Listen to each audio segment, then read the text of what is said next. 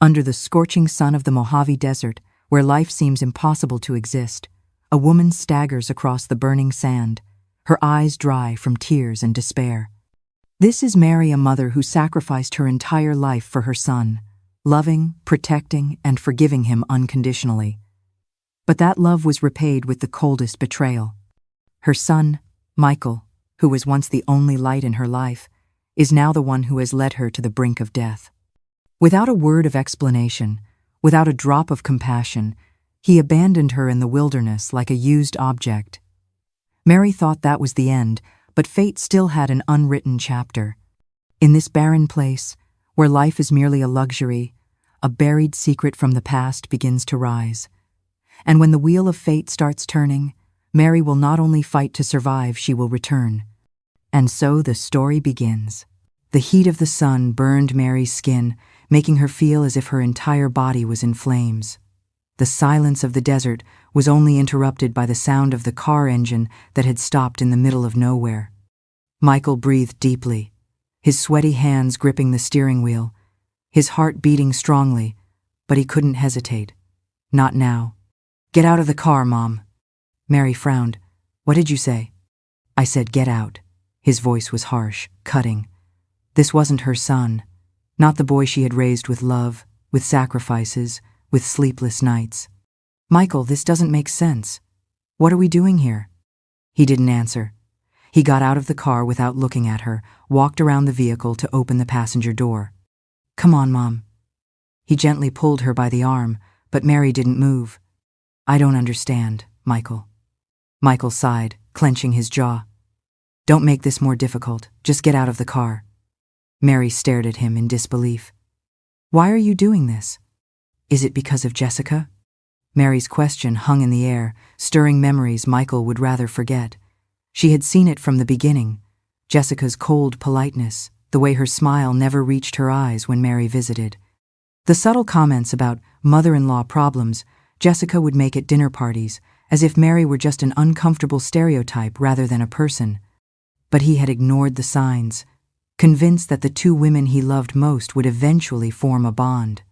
Instead, Jessica's resentment had grown, her whispers becoming more insistent.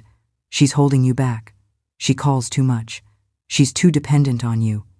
Words that had seemed concerned at first now revealed their true nature as he stood in the desert heat, preparing to commit the unthinkable. He had chosen his wife over his mother, luxury over loyalty, and now he couldn't even look Mary in the eyes. Michael's face hardened. "Jessica only helped me see reality. We can't go on like this. You're always in the middle, always giving opinions, always interfering with our lives." "Michael, I'm your mother. I gave you life." Mary's voice trembled, but Michael didn't look at her. He just took her small purse from the back seat and threw it on the ground. "I can't do anything else." The words fell like stones on Mary. The hot wind dried her throat. "Michael, tell me this is a joke." But he had already gotten back into the car and started the engine. Mary felt vertigo in her stomach, a panic she had never known before. "Michael, don't do this. You can't leave me here." He closed his eyes for a second, then without saying anything more, stepped on the accelerator. The tires raised a cloud of dust that enveloped her, making her cough. "Michael, son." The sound of the engine faded away. The silhouette of the car grew smaller and smaller until it disappeared completely. The silence of the desert became a warning.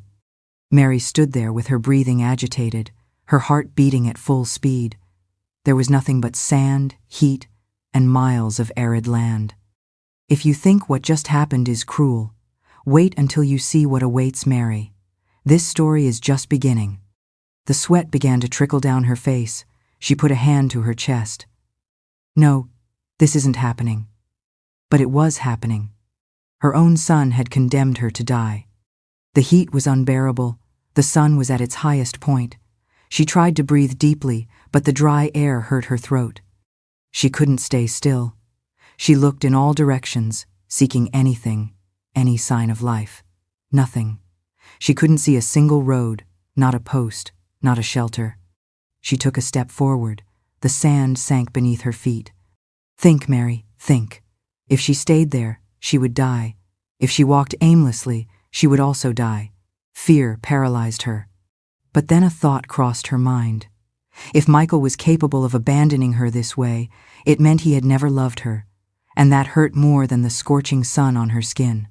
But she wouldn't give up. Not yet. She raised her head, fixed her gaze on the horizon, and began to walk. She stared at the path where her son had gone, just dust and desolation, nothing more. She took a step forward, her knees weakened. It can't be, she murmured, as if saying it aloud could change reality. She tried to move, but her feet sank into the hot sand. She bent down and picked up her purse, the only thing Michael had left her. She opened it with trembling hands, desperately searching for something useful: water, a phone, anything that would give her a chance. Nothing but a few coins, a crumpled handkerchief, and an old photo of Michael as a child. Her fingers trembled as they brushed against the image. Her son smiled with eyes full of innocence, unaware of the cruelty he would one day be capable of committing. A knot formed in her throat. She breathed deeply, trying to calm herself. She couldn't lose her head. Not now. She looked around.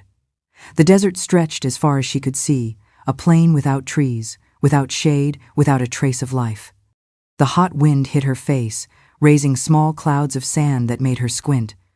She couldn't stay there if Michael didn't come back. No, that's right. Michael wouldn't come back. Mary felt something inside her break. She clenched her jaw and raised her head. Instinct drove her forward. Staying in one place meant certain death. Each step was agony, the sun merciless overhead, turning the sand into burning coals beneath her worn sandals. The desert stretched endlessly before her, unchanging and indifferent to her plight. With each painful step, time seemed to slow, as if the wilderness itself was prolonging her suffering. After a while, she saw an elongated shadow on the sand. She looked up. It was a low mountain with some scattered stones. Maybe if she could reach it, she might find shelter. Her heart gave her a small push of hope, the first since her son had left her, but each step became more difficult. Her breathing was labored. The sun continued to beat down on her mercilessly. After what seemed like an eternity, she reached the base of the mountain. She looked for a place where she could sit and rest. She found a flat rock and collapsed onto it. The relief was instant. She took off her sandals and massaged her feet. The skin was red, almost burned. She closed her eyes for a moment. Her mind kept returning to the same question. Why? Why had Michael been capable of doing this to her? Why had he left her alone, condemned to die? She refused to believe he had always been like this. No, something had changed him. Jessica, her daughter-in-law, had never wanted her around. From the moment Michael married her, Mary felt her contempt, her coldness disguised as courtesy. Perhaps she had convinced him that abandoning her was for the best. But Michael wasn't a child. He had made the decision.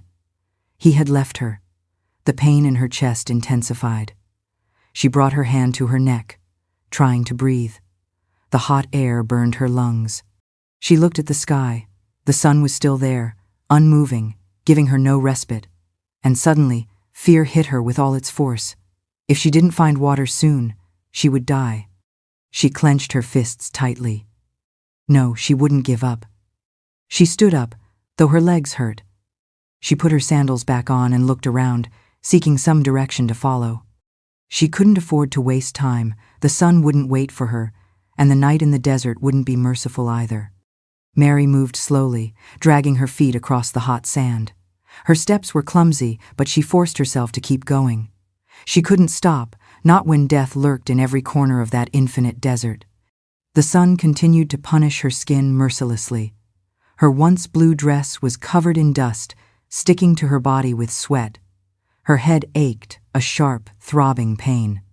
The heat was suffocating, and at times her vision became blurry. She stopped for a second, trying to calm her agitated breathing. She couldn't panic. Fear wouldn't save her. She looked around, desperately seeking a sign of life, a signal that she wasn't completely alone in this hell. But the Mojave Desert stretched like a sea of sand and stone, without trees, without trace of water, without paths to guide her. Fear began to seep into her chest like a slow poison. Michael had really left her there to die. The image of her son accelerating the car and disappearing into the distance returned to her mind like a brutal blow. Why? How could he be so cruel? Mary closed her eyes, trying to drown the pain in her chest. She had no time to cry.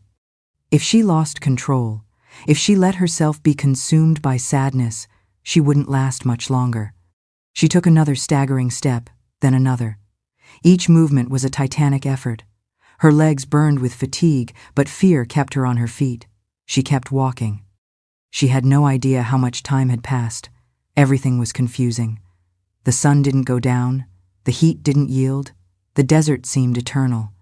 Then, something changed a sound. Mary stopped abruptly, her heart pounding against her chest. Had she heard correctly? The wind blew, raising dust around her, as if trying to erase any hope. And then she heard it again, a distant noise, difficult to identify. She turned quickly, her heart in her throat. For an instant, she thought she saw something moving in the distance. Could it be a vehicle? An animal? She rubbed her eyes, trying to focus her vision, but the blinding light of the sun made everything appear distorted. She heard the sound again. It was an intermittent, muffled hum, her chest filled with hope. She tried to run, but her legs didn't respond. Her feet sank into the sand, and she fell to her knees with a choked moan. She forced herself to get up. The sound disappeared. "No, no," she murmured, her voice barely audible. It couldn't have been her imagination. It couldn't be a simple mirage. She stood still, panting, waiting for the sound to return. But it didn't happen. The desert reclaimed its absolute silence, as if mocking her. Mary felt a knot in her throat. What was she going to do? Fatigue was overtaking her, and for the first time, the idea of giving up crossed her mind. No, she refused to accept it. If she stopped, if she let herself fall, she would die right there. She clenched her fists tightly and forced her legs to move again. She kept walking. She didn't know how much longer she could hold on. The sun began to set on the horizon, tinting the sky a reddish color. That meant night would come soon, and with it, the merciless cold of the desert. Mary swallowed, but her throat burned. With each passing minute, her body weakened more. She knew she would soon have to stop and look for shelter. But if she stopped? If no one found her? She breathed deeply, trying to ignore the fear that consumed her. She had no choice but to keep going, even though each step was a battle, even as her own mind began to betray her. Because something inside her told her that her worst test had not yet begun. The sun completed its descent on the horizon, leaving the sky tinged with a burning red that would soon give way to darkness. Mary knew she didn't have much time left before night fell completely, and night in the desert could be her death sentence. Each step she took cost her more. Her feet hurt with an unbearable intensity. The skin burned from the friction of the hot sand, and wounds began to open, but she couldn't stop. Not now. The wind blew stronger, dragging with it clouds of dust that stuck to her sweaty skin, making her feel as if thousands of tiny needles were piercing her face. She breathed deeply, but the dry, burning air scorched her throat. She couldn't think clearly.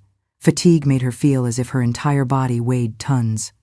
And then she saw it, a few meters away, amid the vastness of the desert. A small rock formation rose like a sanctuary in the middle of nowhere. It wasn't a perfect shelter, but at least it would provide some cover against the wind and the night frost. The simple fact of having a destination made her move more quickly, or at least try to. She forced herself to advance, though her legs protested with each step. Every time she moved her feet, she felt as if her skin was tearing a little more. But she had to get there. When she finally reached the rock, she nearly collapsed onto it. She fell back with her eyes closed and her breathing ragged. Her lungs burned, and her mouth was so dry that every time she tried to swallow, she felt a pain that ran down her entire throat. The silence around her was disturbing. Only the wind and the sound of her own breathing interrupted the stillness of the desert. Mary opened her eyes and looked at the sky. The first stars were beginning to appear, shining with an intensity impossible to see in the city. But she couldn't be distracted. She knew the desert hid dangers even worse than the scorching heat of the day, the cold, the animals, and worst of all, absolute solitude. She settled against the rock, hugging herself, trying to conserve what little heat her body still had. The wind was growing stronger, raising whirlwinds of sand that forced her to bury her face in her arms. Her body trembled, but not just from the cold. Fear was eating her from within. What would happen if they never found her? What would happen if she woke up and didn't have the strength to keep walking? She didn't want to think about that. She closed her eyes, trying to block the dark thoughts that threatened to consume her. And then she heard something, a noise, a creak. She opened her eyes suddenly and remained completely still. The sound repeated. It was a footstep. Someone or something was moving near her. She held her breath, staying motionless with tense muscles. The sound grew louder. She slowly turned her head, trying to see beyond the shadow of the rocks, and then she saw it, a silhouette in the darkness. She couldn't distinguish exactly what it was, but it was there, waiting, lurking. Mary felt her heart racing in her chest. She had nothing to defend herself with. If it was a wild animal, she had no chance. She took a stone from the ground with trembling fingers. It wasn't much, but if she had to fight, she would. The sound returned, this time closer. A shiver ran down her spine. She remained completely still. She heard a heavy breath. Something was there, and it was watching her. Panic paralyzed her. But before she could react, a howl tore through the night-long, high-pitched, terrifying. Mary felt the blood freeze in her veins. And then she understood. She wasn't alone, and something was hunting her in the darkness. Dawn slid over the desert with a golden, deceptive light. It seemed beautiful, a picture of tranquility painted with warm colors. But Mary knew the truth. She knew the desert had no mercy. Every muscle in her body screamed in pain when she tried to move. Her back felt like a rigid board after having spent the night leaning against the cold rock. Her feet burned, covered in wounds from the endless walk of the previous day. She hadn't slept. She had spent the night awake, with her eyes open in the darkness, listening to the strange sounds that surrounded her. More than once, she had felt something moving nearby, something watching her, but nothing had come too close. Even with the sun beginning to rise over the horizon, Mary knew she had to move before the heat became unbearable again. She tried to stand, but a sudden dizziness forced her to lean on the rock. Her throat was completely dry, as if she had swallowed sand. She had to find water. That became her only mission. She moved slowly, dragging her feet, leaving a trail of weak footprints in the sand. The sun rose rapidly, and with each passing minute, her shadow grew shorter. She knew that in a few hours the temperature would soar, becoming unbearable, but she couldn't stop. Each step was a challenge. Her legs trembled, her lips were so dry and cracked that every time she tried to moisten them with her tongue, she only felt a sharp burning. At some point along the way, her mind began to play tricks on her. In the distance, she thought she saw a flash. She stopped abruptly, her heart beating hard. Was it water? A lake? She rubbed her eyes with trembling hands and looked again. There it was, bright, waiting for her. With renewed strength, she quickened her pace. Every time she looked up, the flash was still there, calling to her. But as she walked, something began to feel strange. She didn't seem to be getting any closer. The desert was playing with her mind. Her heart sank. It was a mirage. Despair fell on her like an avalanche. A sob escaped her cracked lips. She brought her hands to her face, shaking her head. She couldn't collapse. She couldn't. She breathed deeply, trying to find some calm. If she couldn't trust her eyes, she had to trust her instinct. She began walking again, but this time more cautiously. The heat was becoming more brutal. Her skin burned. Her head throbbed with an unbearable pain. And then it happened. The ground seemed to move beneath her feet. She staggered. Everything spun around her. Her legs gave way. She fell to her knees on the burning sand. The pain was instant, but she didn't have the strength to get up. The desert was consuming her. It was defeating her. She felt her consciousness slipping away bit by bit. The sounds around her became distant. Her breathing was shallow. For the first time, the thoughts settled in her mind with total clarity. She was going to die there, Alone, forgotten, betrayed. Michael would never return, and soon the desert would swallow her body without a trace. Her eyelids closed slowly, everything went dark. And then something cold touched her face, a different breeze from the previous ones, fresh. Mary opened her eyes with difficulty. The wind was coming from somewhere. With what little strength she had left, she raised her head and looked around. To her right, a small ravine opened between the rocks. The wind was coming from there. If there was wind, there was shade. There was a possibility, one last chance. She dragged herself with trembling hands, using every ounce of energy she had left. Each movement was torture, but she didn't give up. When she finally crossed the entrance of the ravine, she felt instant relief. The sun no longer hit her directly. The air was fresher. Her heart beat strongly, and then she saw it. A few meters from where she was, something gleamed between the rocks, a small puddle of water, small but real. Mary approached, crawling desperately. It didn't matter if the water was dirty. Nothing mattered. She plunged her trembling hands into the puddle and drank.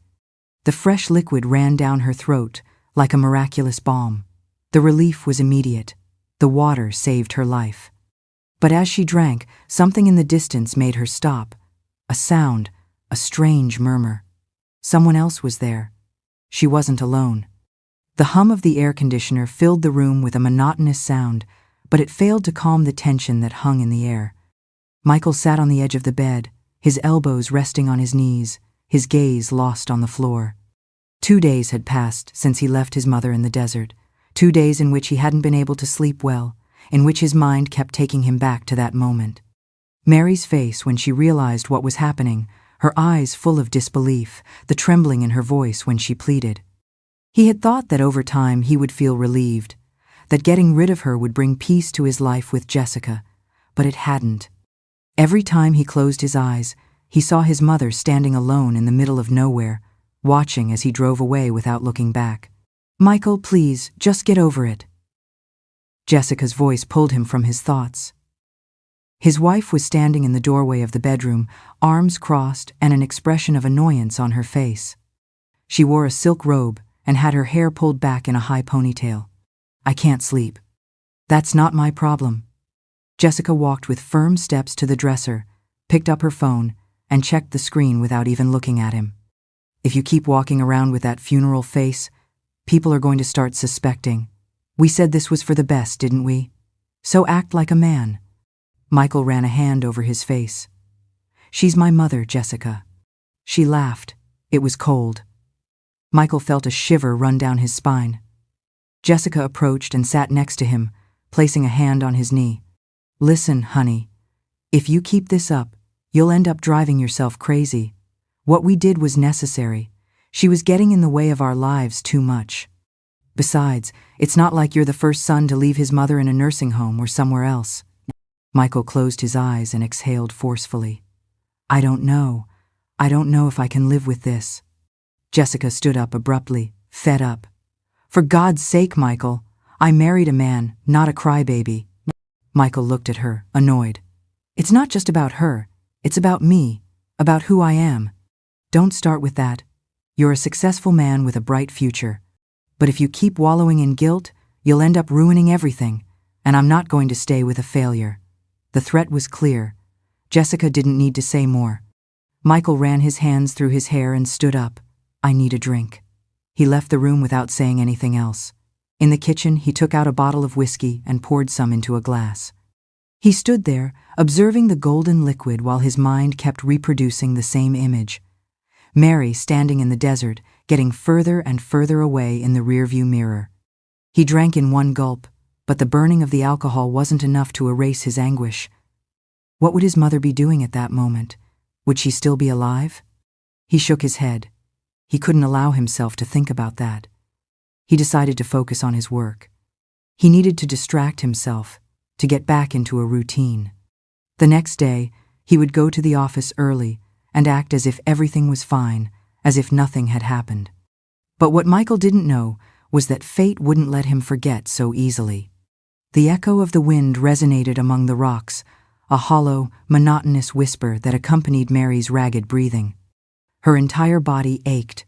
Her legs trembled. Her feet burned as if she were walking on hot coals.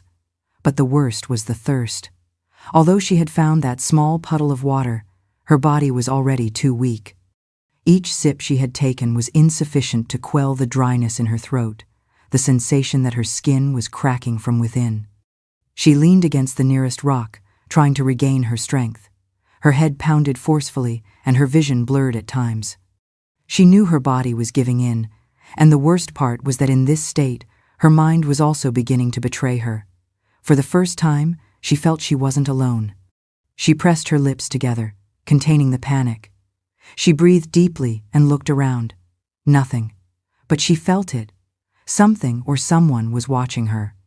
The air seemed denser, as if the desert were holding its breath along with her. Her instinct screamed that she wasn't safe. She closed her eyes for a moment. Maybe they were just hallucinations. Her body was weak, her mind tired. Perhaps her own fear was playing tricks on her. But then a sound made her shudder. A creak of stones, a movement. Mary felt a shiver run down her spine. She wasn't alone. She couldn't see anything clearly, but her skin prickled with the certainty that something was approaching. Her fingers clutched at the fabric of her dress, trying to control the trembling in her body. She wanted to move, wanted to flee, but her legs wouldn't respond. A new sound, closer. Mary swallowed with difficulty. Her breathing was so weak she barely felt the air entering her lungs. Slowly, she turned her head, and then she saw it. Two bright eyes in the darkness, small but fixed on her. Panic hit her immediately. A coyote? A desert wolf? The animal remained motionless, hidden among the shadows. Its eyes blinked occasionally, reflecting what little light remained in the sky. Mary felt a knot in her throat. She knew that if she showed fear, if she made a sudden movement, the animal might attack. The wind intensified, the animal moved forward a few steps.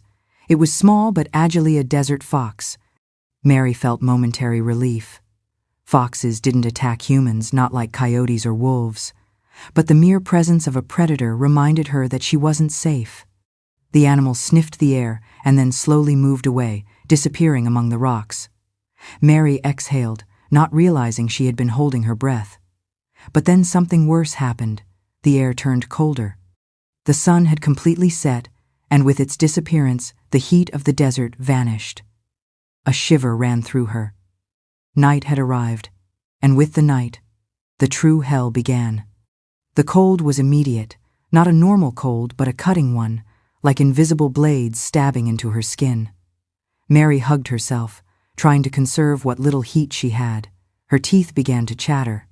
The sand beneath her feet, which hours before had been an oven, now seemed like ice. The contrast was unbearable. She tried to move, but her body was rigid, exhausted. She couldn't stay there. If she didn't find warmth, she would freeze to death before dawn. She walked, staggering, looking for something, anything that would protect her from the icy wind. She found a gap between two rocks. It wasn't large, but it would serve as shelter. She squeezed herself in there as best she could, curling her body to conserve heat. The wind whistled between the stones, creating a lugubrious sound. Mary closed her eyes and tried to think of something else, tried to remember happy moments, the aroma of freshly brewed coffee in her house, the sound of Michael laughing when he was a child, the sensation of small hands holding her tightly as they walked together down the street. Her son who had abandoned her. The pain returned with greater force than ever. Tears rolled down her face, silent, mixing with the dust on her skin. She wanted to hate him, wanted to curse his name, wish she had never given him life, but she couldn't. Because despite everything, despite the suffering, she still loved him, and that was her worst punishment. The cold enveloped her like a shroud of death. Her body surrendered bit by bit. Her mind floated between reality and dreams. But just before losing consciousness, in the distance, a sound made her open her eyes. A different noise. It wasn't the wind, it wasn't animals, it was something else, something human. Someone was nearby. The sound she had heard still resonated in her Minden echo, a murmur that didn't belong to the wind or the desert animals. It was something more, something human. Mary opened her eyes with effort. Her body was numb from the cold and exhaustion. Every muscle ached as if it had been beaten, and thirst still gripped her throat like a closed fist. She blinked several times, trying to focus her vision in the gloom. The night continued to envelop everything around her, dark and dense like an abyss without end. Silence.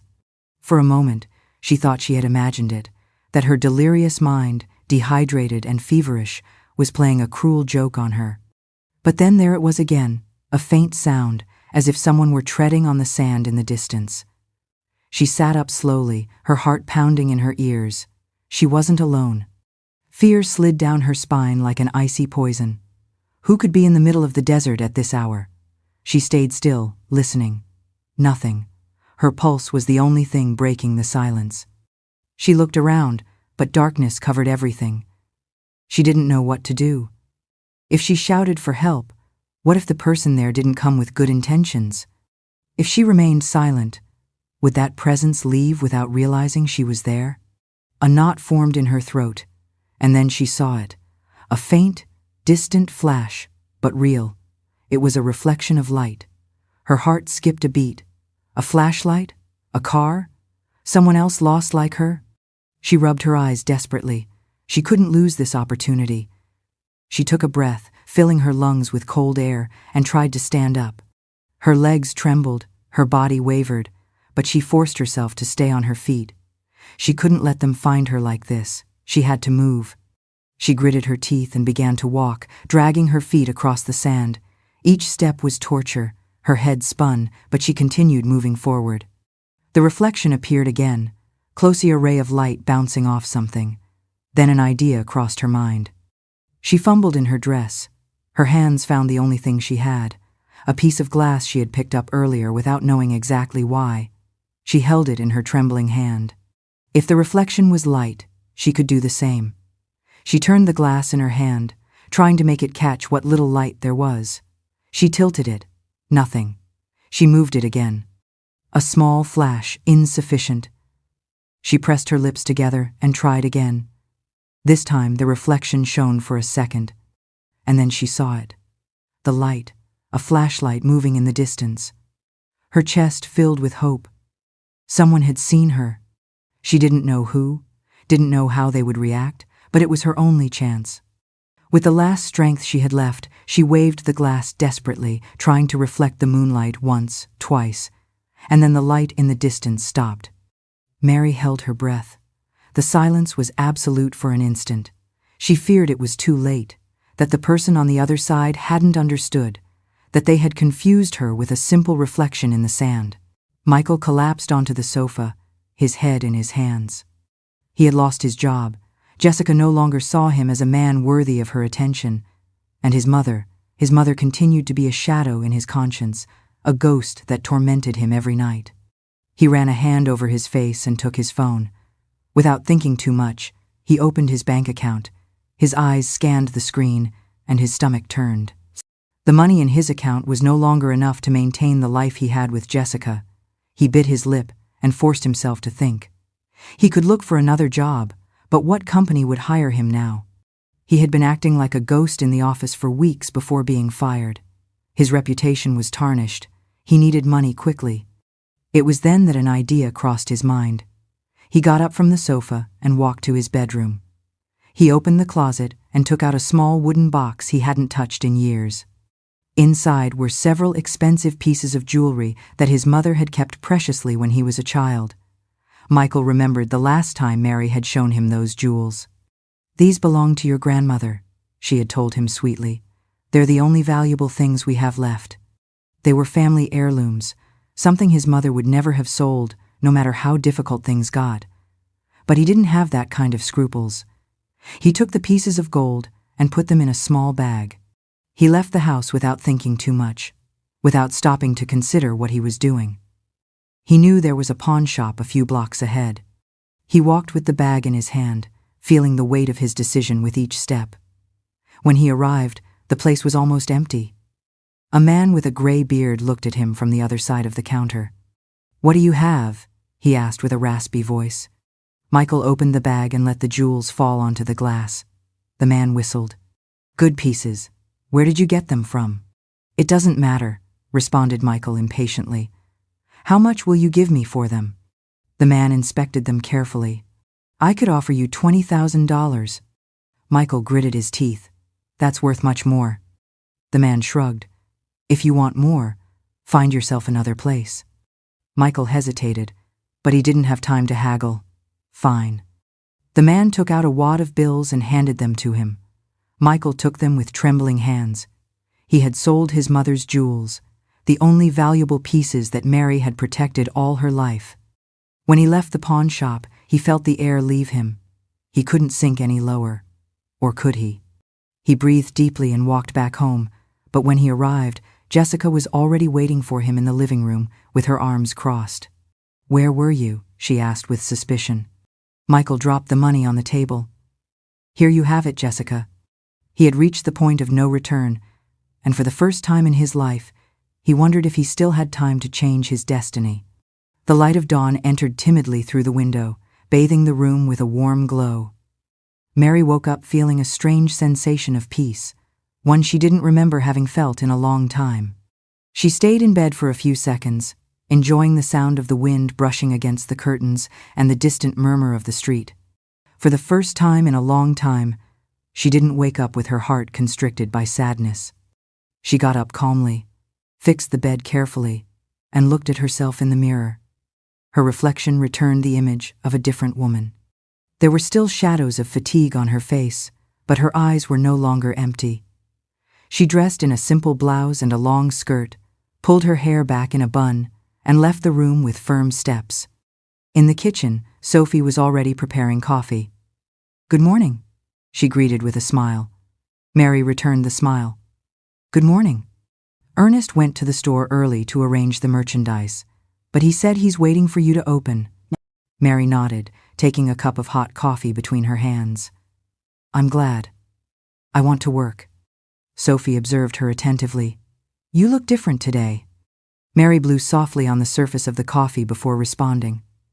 I think for the first time I'm accepting that my life changed. Sophie smiled tenderly. That's the first step.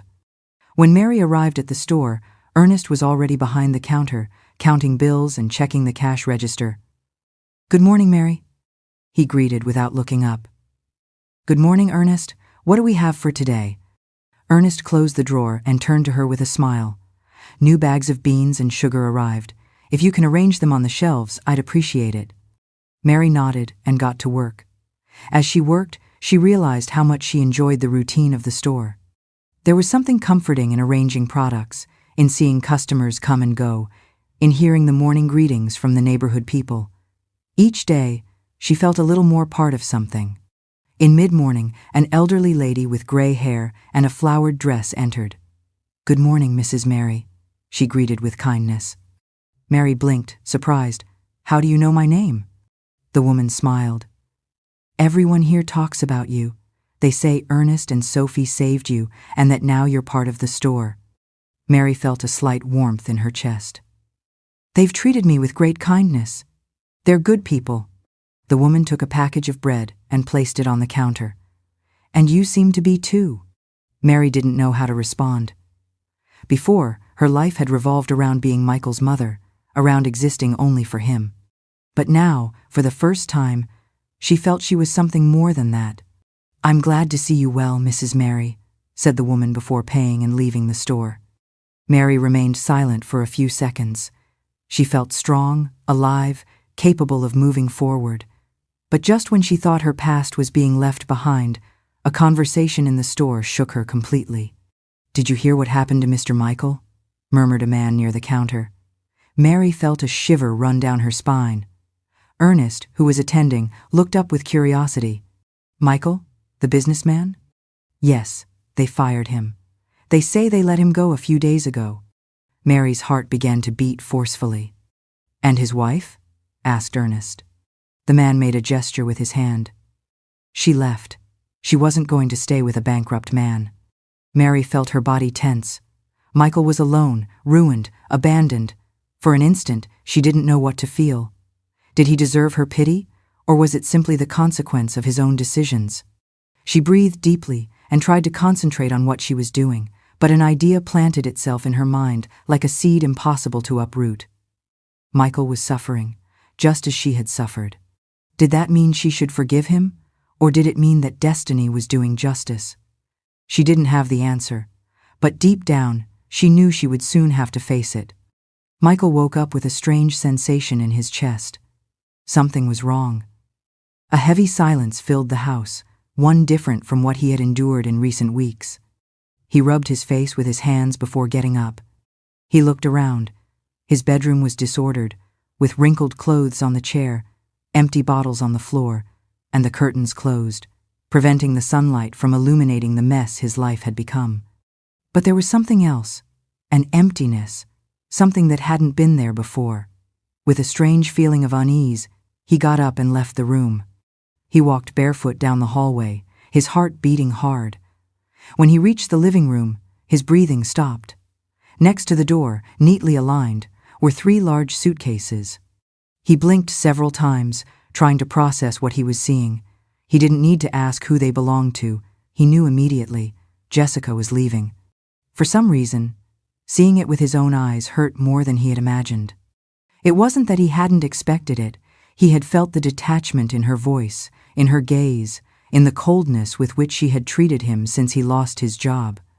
But seeing her packing her life in a few suitcases made reality lodge in his chest like a knife. He heard the sound of the bathroom door opening. Jessica came out with her phone in hand, typing a message with indifference. She didn't even flinch when she saw him standing there, staring at her luggage. "You're leaving?" he asked with a hoarse voice. Jessica didn't even look up from her phone. "Yes." Michael gritted his teeth. "And you were going to leave without telling me anything?" She sighed as if the conversation was tedious to her. It wasn't worth the argument. Michael felt something break inside him.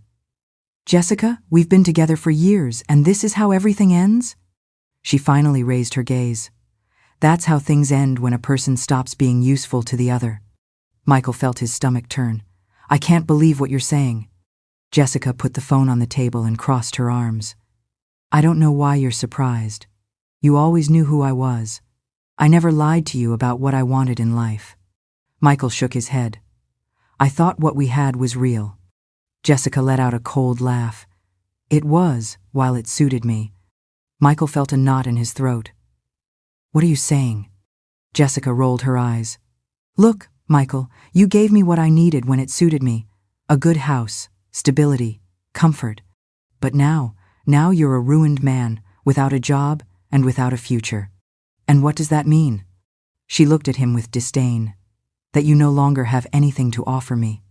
Michael felt anger rising through his body like fire. "I can't believe you're so cynical." She shrugged. "It's not cynicism, it's realism." Michael closed his fists. "That easy?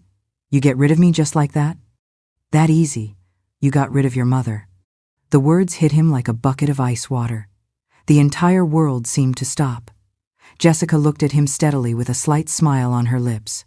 Mary sighed, wiping her hands on the apron. "It feels good." Ernest appeared from the storeroom with a box in his hands.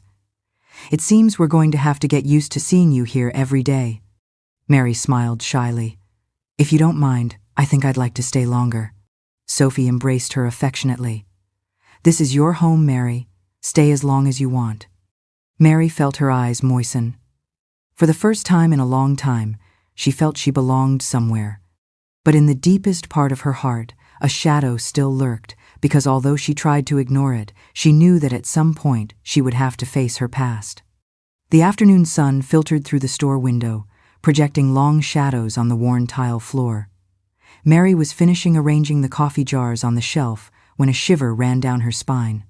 A week had passed since she began working with Ernest and Sophie, a week in which little by little she had regained strength in her body and calm in her mind. But there was something that wouldn't leave her in peace: the past. No matter how hard she tried to move forward, there were nights when she woke up startled, with the sensation that the desert sand still covered her. Other times, she dreamed of Michael, of his laughter as a child, of his small arms surrounding her when he was a defenseless child. But then the image changed, and she would see again his cold eyes, his back moving away as he left her abandoned. "Mary," Sophie's voice pulled her from her thoughts. She blinked and found herself facing her friend's concerned gaze. I called you 3 times. Mary shook her head, trying to clear her mind. I'm sorry, I got distracted. Sophie crossed her arms. You've been like this all morning. Do you want to talk? Mary hesitated. She didn't want to burden Sophie with her thoughts, but at the same time, she felt that if she kept everything inside, she would end up suffocating. She sighed and leaned on the counter. I can't stop thinking about him. Sophie didn't need to ask who she was referring to. It's normal. He was your son all your life, Mary. Mary swallowed hard. But he's not the boy I raised anymore. I don't know at what point he became a man capable of doing me so much harm. Sophie took her hand sweetly. Don't feel guilty for what he did. People make their own decisions, and he made the worst of all. Mary pressed her lips together, feeling a knot in her throat. Sometimes I wonder if he feels any remorse, if he ever thinks of me. Sophie remained silent for a moment before responding. Maybe yes, maybe no, but that shouldn't define what you'll do with your life now. Mary lowered her gaze. I don't know how to move forward. Sophie squeezed her hand more firmly. One day at a time, Mary. Mary sighed and nodded. The tinkling of the door's bell was heard. Good afternoon, greeted Ernest as he entered with a sack of sugar on his shoulder. Mary hurried to help him, and in a matter of minutes, her conversation with Sophie took second place. But although her hands were busy, her mind remained trapped in the same question. Did Michael think of her? Michael drank the last sip of his whiskey before putting the glass on the table. The living room was in semi-darkness, with the curtains closed and the air heavy with alcohol and tobacco. He had been unable to sleep well for days, unable to concentrate at work. The weight of what he had done pursued him like a shadow impossible to ignore. He had tried to do what Jessica told him to move on with his life, not to look back, but it was impossible because every time he closed his eyes, he saw his mother. And not as he remembered her at home, cooking or laughing with him when he was a child. No, he saw her in the desert, alone, with a pleading look, with trembling hands. He saw her reflection in the rearview mirror of the car as he drove away. Enough, he murmured, pressing his head with his hands. He stood up and walked, staggering, to the wine cellar in search of another bottle, but he found nothing. Frustrated, he slammed the door shut. Jessica entered the kitchen with her phone in her hand and a look of contempt. Are you going to continue with this? Michael frowned. With what? With your show of guilt and misery? Jessica asked, looking at him with disdain. Michael felt a pang of anger in his chest. You have no idea how I feel. Jessica sighed with annoyance. I already told you, get over it. We're not going to recover the time lost worrying about someone who's no longer here. Michael felt his blood freeze. What did you say? Jessica raised an eyebrow. What you heard. Michael felt a shiver run down his spine. How can you talk like that? Jessica shrugged. Because it's the truth. If she were alive, someone would have found her. We would have heard something. Michael felt his stomach turn. The idea that his mother might really be dead was something he couldn't handle. Shut up, he murmured with a trembling voice. Jessica approached and put a hand on his face with a cruel smile. You have 2 options, love. Either you continue drowning in this until it drives you crazy, or you move forward with me. Michael looked at her, feeling the weight of her words. It was an ultimatum. If he continued on this path of guilt and remorse, he would lose everything. But if he forgot, he could move forward with Jessica, with the life they had built together. He closed his eyes and breathed deeply. He had to make a decision. Michael woke up with a dry mouth and a sharp pain in his head. He brought a hand to his forehead, feeling the weight of the whiskey he had drunk the night before. On the living room table, there were still 2 dirty glasses and an almost empty bottle. He looked around and found himself amid the disorder he had been accumulating in his house. Clothes thrown on the sofa, dirty dishes in the kitchen, the ashtray overflowing with cigarette butts. Jessica wasn't there. For days, she had been spending more time outside the house than inside. She left without saying where she was going, and returned at dawn, when he was already too tired or drunk to ask her anything. He rubbed his face with both hands and stood up with difficulty. He knew he had to pull himself together, but every time he tried, guilt came back to drown him. Mary, his mother. He had tried to convince himself that what they did was right, that leaving her in the desert was a necessary decision, but the weight in his chest belied it. Sometimes he found himself looking at the phone with the impulse to dial her number, but he remembered there was no one to answer, because he had condemned her to disappear. He forced himself to get up and get into the shower. The cold water woke him up a bit, but not enough to erase the feeling of emptiness that accompanied him. He dressed hurriedly and took his car keys. If there was something that could distract him, it was work. But when he arrived at the office, he immediately noticed that something was wrong. The hallways were quieter than normal, the looks from his colleagues were evasive. When he entered his office, his assistant was waiting for him with a worried expression. "Sir, Mr. Ortega wants to see you in his office." Michael frowned. "Ortega? For what?" The woman hesitated before responding. "I don't know, but it seems important." Michael felt a knot form in his stomach. He left his briefcase on the desk and walked with a firm step toward the director's office. When he entered, Ortega was sitting behind his enormous mahogany desk with his hands crossed and a serious expression on his face. "Sit down, Michael." Michael obeyed without saying anything. Ortega sighed before speaking. "I won't beat around the bush.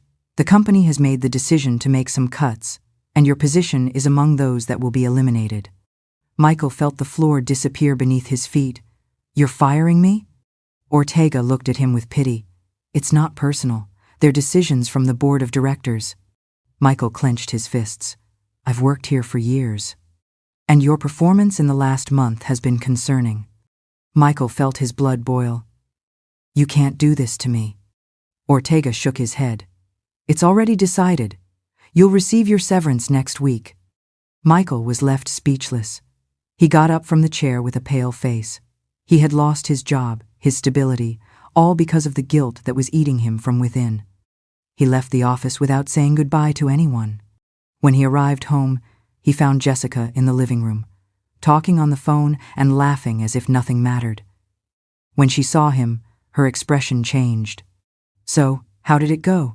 Did they fire you?" Michael glared at her. "How do you know?" Jessica smiled coldly.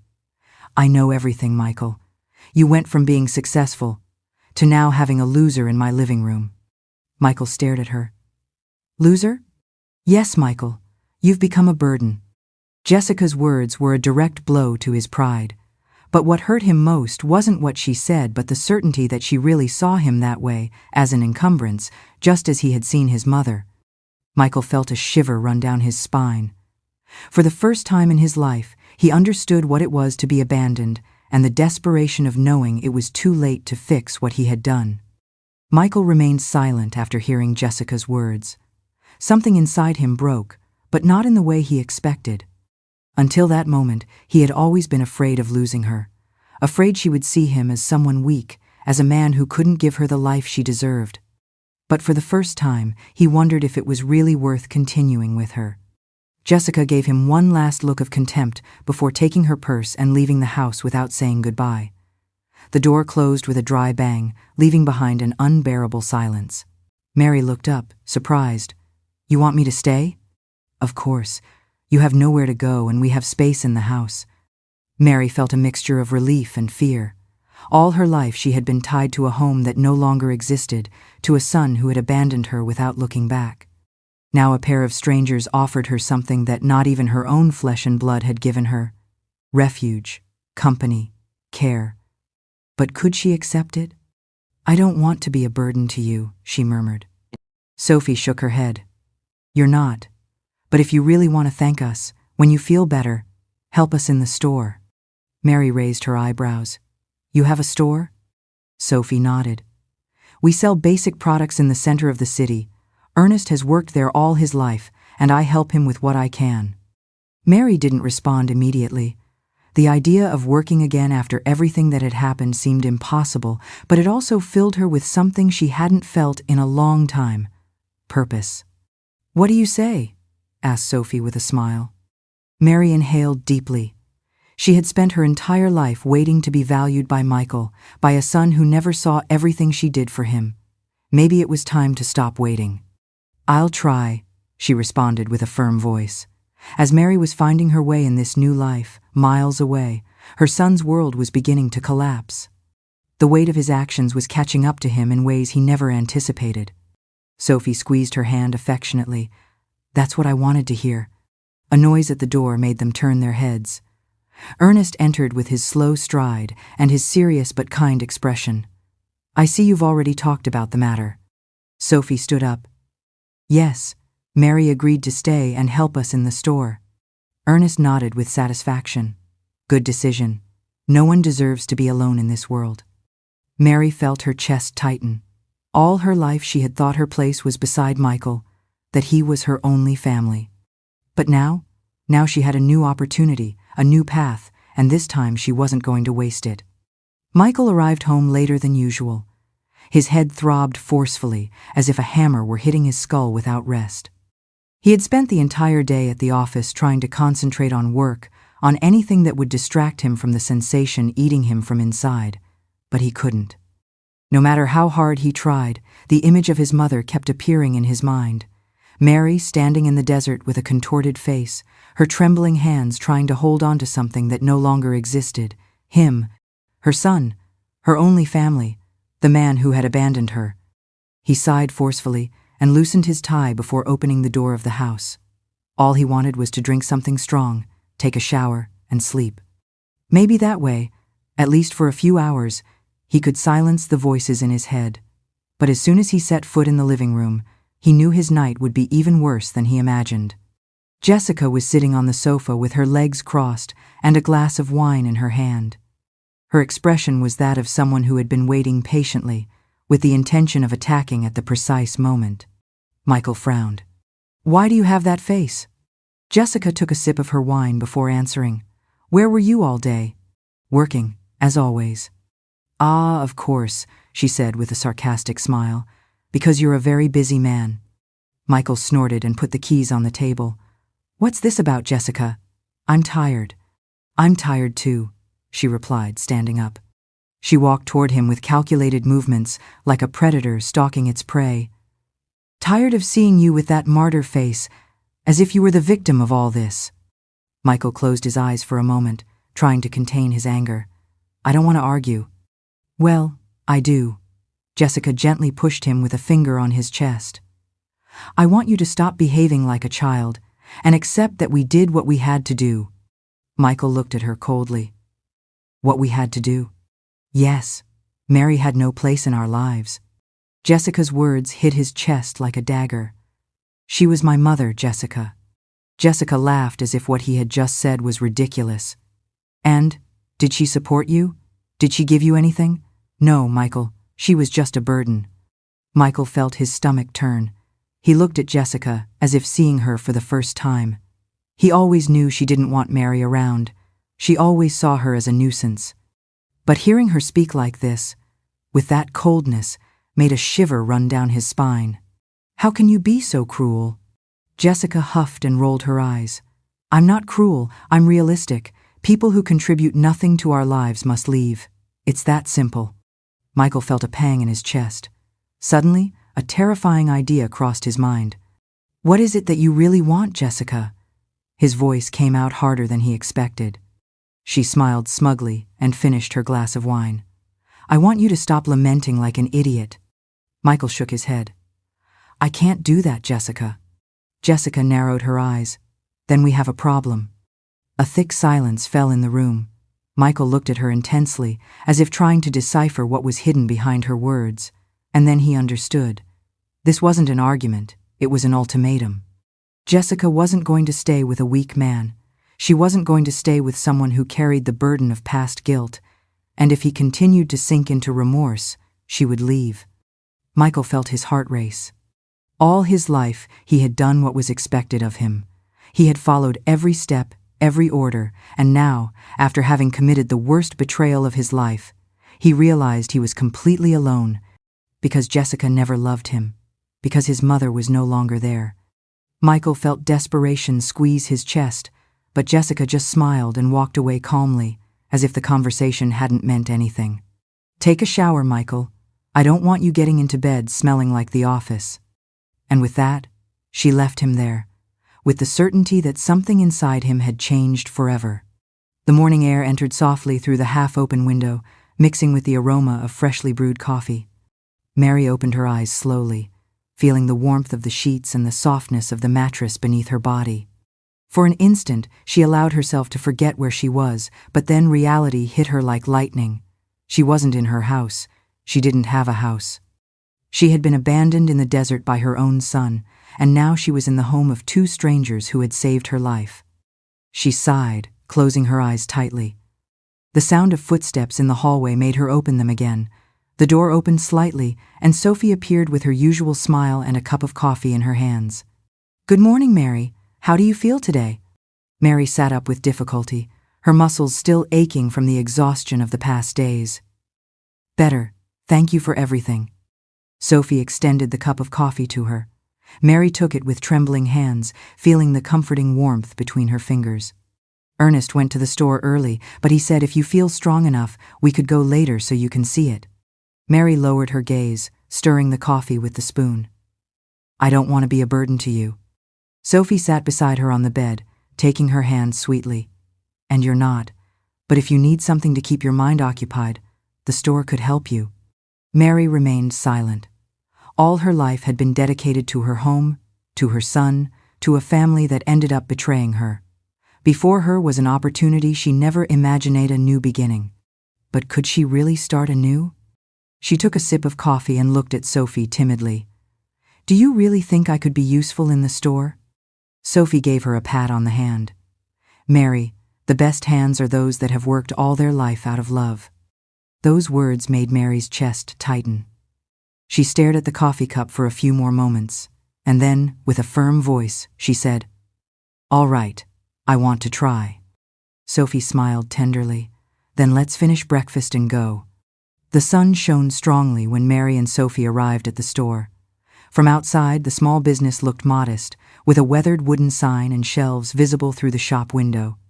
But as soon as she crossed the door, Mary saw something she didn't expect: a home. The shelves were full of basic products: rice, beans, sugar, coffee, bread, canned goods.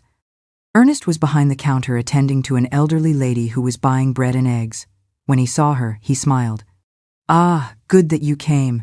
Mary, welcome to our second home." Mary felt a slight warmth rise in her chest. "It's a very nice place." "It's not much, but it gives us enough to live on," said Ernest with pride. Mary scanned every corner of the store with her gaze. There was something about this small business that comforted her. All her life she had worked at home, taking care of her son, managing what little they had. But now, for the first time in a long time, she felt she had something more than the emptiness of betrayal.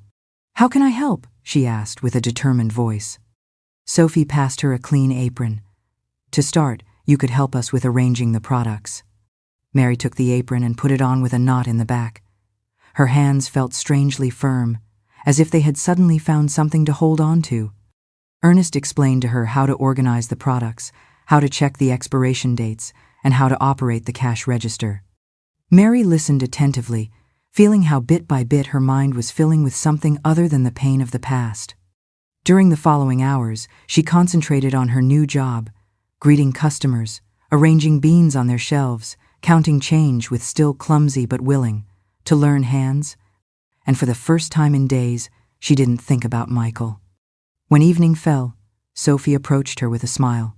"You did very well for your first day." Mary sighed, wiping her hands on the apron. "It feels good." Ernest appeared from the storeroom with a box in his hands. "It seems we're going to have to get used to seeing you here every day." Mary smiled shyly. "If you don't mind, I think I'd like to stay longer." Sophie embraced her affectionately. "This is your home, Mary. Stay as long as you want." Mary felt her eyes moisten. For the first time in a long time, she felt she belonged somewhere. But in the deepest part of her heart, a shadow still lurked, because although she tried to ignore it, she knew that at some point she would have to face her past. The afternoon sun filtered through the store window, projecting long shadows on the worn tile floor. Mary was finishing arranging the coffee jars on the shelf when a shiver ran down her spine. A week had passed since she began working with Ernest and Sophie, a week in which little by little she had regained strength in her body and calm in her mind. But there was something that wouldn't leave her in peace: the past. No matter how hard she tried to move forward, there were nights when she woke up startled, with the sensation that the desert sand still covered her. Other times, she dreamed of Michael, of his laughter as a child, of his small arms surrounding her when he was a defenseless child. But then the image changed, and she would see again his cold eyes, his back moving away as he left her abandoned. "Mary," Sophie's voice pulled her from her thoughts. She blinked and found herself facing her friend's concerned gaze. "I called you 3 times. Mary shook her head, trying to clear her mind. "I'm sorry, I got distracted." Sophie crossed her arms. "You've been like this all morning. Do you want to talk?" Mary hesitated. She didn't want to burden Sophie with her thoughts, but at the same time, she felt that if she kept everything inside, she would end up suffocating. She sighed and leaned on the counter. "I can't stop thinking about him." Sophie didn't need to ask who she was referring to. "It's normal. He was your son all your life, Mary." Mary swallowed hard. "But he's not the boy I raised anymore. I don't know at what point he became a man capable of doing me so much harm." Sophie took her hand sweetly. "Don't feel guilty for what he did. People make their own decisions, and he made the worst of all." Mary pressed her lips together, feeling a knot in her throat. "Sometimes I wonder if he feels any remorse, if he ever thinks of me." Sophie remained silent for a moment before responding. "Maybe yes, maybe no, but that shouldn't define what you'll do with your life now." Mary lowered her gaze. "I don't know how to move forward." Sophie squeezed her hand more firmly. "One day at a time, Mary." Mary sighed and nodded. The tinkling of the door's bell was heard. "Good afternoon," greeted Ernest as he entered with a sack of sugar on his shoulder. Mary hurried to help him, and in a matter of minutes, her conversation with Sophie took second place. But although her hands were busy, her mind remained trapped in the same question. Did Michael think of her? Michael drank the last sip of his whiskey before putting the glass on the table. The living room was in semi-darkness, with the curtains closed and the air heavy with alcohol and tobacco. He had been unable to sleep well for days, unable to concentrate at work. The weight of what he had done pursued him like a shadow impossible to ignore. He had tried to do what Jessica told him, to move on with his life, not to look back, but it was impossible because every time he closed his eyes, he saw his mother. And not as he remembered her at home, cooking or laughing with him when he was a child. No, he saw her in the desert, alone, with a pleading look, with trembling hands. He saw her reflection in the rearview mirror of the car as he drove away. "Enough," he murmured, pressing his head with his hands. He stood up and walked, staggering, to the wine cellar in search of another bottle, but he found nothing. Frustrated, he slammed the door shut. Jessica entered the kitchen with her phone in her hand and a look of contempt. "Are you going to continue with this?" Michael frowned. "With what?" "With your show of guilt and misery?" Jessica asked, looking at him with disdain. Michael felt a pang of anger in his chest. "You have no idea how I feel." Jessica sighed with annoyance. "I already told you, get over it. We're not going to recover the time lost worrying about someone who's no longer here." Michael felt his blood freeze. "What did you say?" Jessica raised an eyebrow. "What you heard." Michael felt a shiver run down his spine. "How can you talk like that?" Jessica shrugged. "Because it's the truth. If she were alive, someone would have found her. We would have heard something." Michael felt his stomach turn. The idea that his mother might really be dead was something he couldn't handle. "Shut up," he murmured with a trembling voice. Jessica approached and put a hand on his face with a cruel smile. "You have 2 options, love. Either you continue drowning in this until it drives you crazy, or you move forward with me." Michael looked at her, feeling the weight of her words. It was an ultimatum. If he continued on this path of guilt and remorse, he would lose everything. But if he forgot, he could move forward with Jessica, with the life they had built together. He closed his eyes and breathed deeply. He had to make a decision. Michael woke up with a dry mouth and a sharp pain in his head. He brought a hand to his forehead, feeling the weight of the whiskey he had drunk the night before. On the living room table, there were still 2 dirty glasses and an almost empty bottle. He looked around and found himself amid the disorder he had been accumulating in his house. Clothes thrown on the sofa, dirty dishes in the kitchen, the ashtray overflowing with cigarette butts. Jessica wasn't there. For days, she had been spending more time outside the house than inside. She left without saying where she was going and returned at dawn, when he was already too tired or drunk to ask her anything. He rubbed his face with both hands and stood up with difficulty. He knew he had to pull himself together, but every time he tried, guilt came back to drown him. Mary, his mother. He had tried to convince himself that what they did was right, that leaving her in the desert was a necessary decision, but the weight in his chest belied it.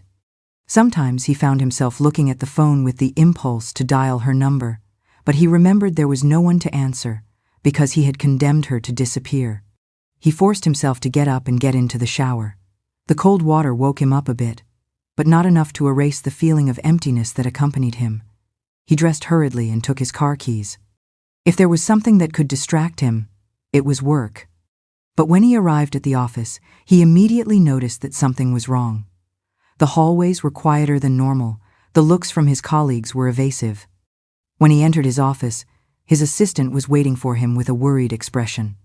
"Sir, Mr. Ortega wants to see you in his office." Michael frowned. "Ortega? For what?" The woman hesitated before responding. "I don't know, but it seems important." Michael felt a knot form in his stomach.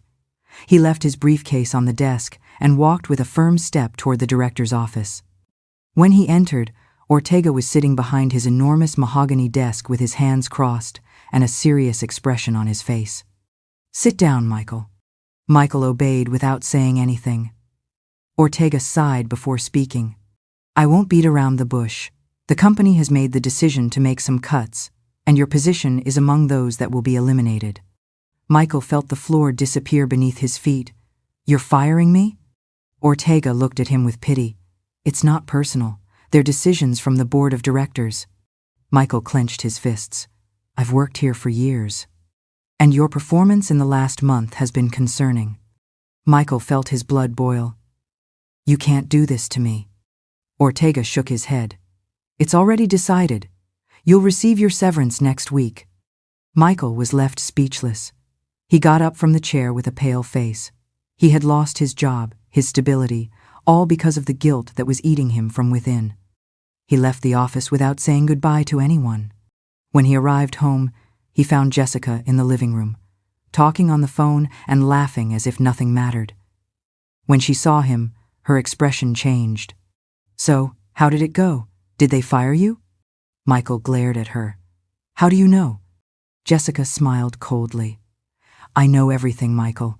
You went from being successful to now having a loser in my living room." Michael stared at her. "Loser?" "Yes, Michael. You've become a burden." Jessica's words were a direct blow to his pride.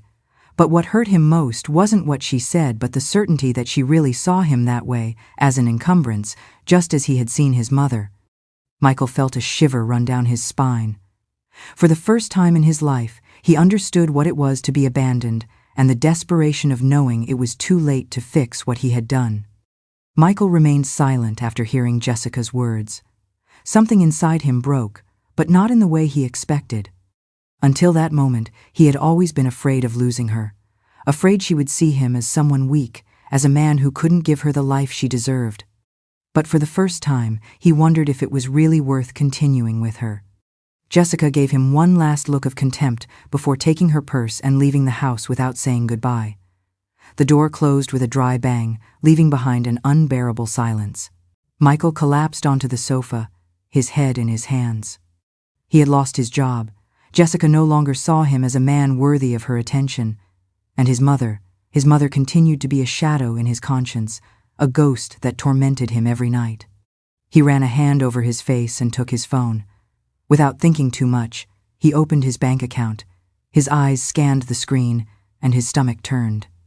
The money in his account was no longer enough to maintain the life he had with Jessica.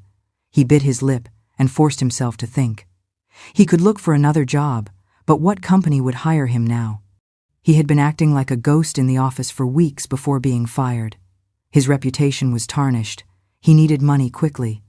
It was then that an idea crossed his mind. He got up from the sofa and walked to his bedroom. He opened the closet and took out a small wooden box he hadn't touched in years. Inside were several expensive pieces of jewelry that his mother had kept preciously when he was a child. Michael remembered the last time Mary had shown him those jewels. "These belong to your grandmother," she had told him sweetly. "They're the only valuable things we have left." They were family heirlooms, something his mother would never have sold, no matter how difficult things got. But he didn't have that kind of scruples. He took the pieces of gold and put them in a small bag. He left the house without thinking too much, without stopping to consider what he was doing. He knew there was a pawn shop a few blocks ahead. He walked with the bag in his hand, feeling the weight of his decision with each step.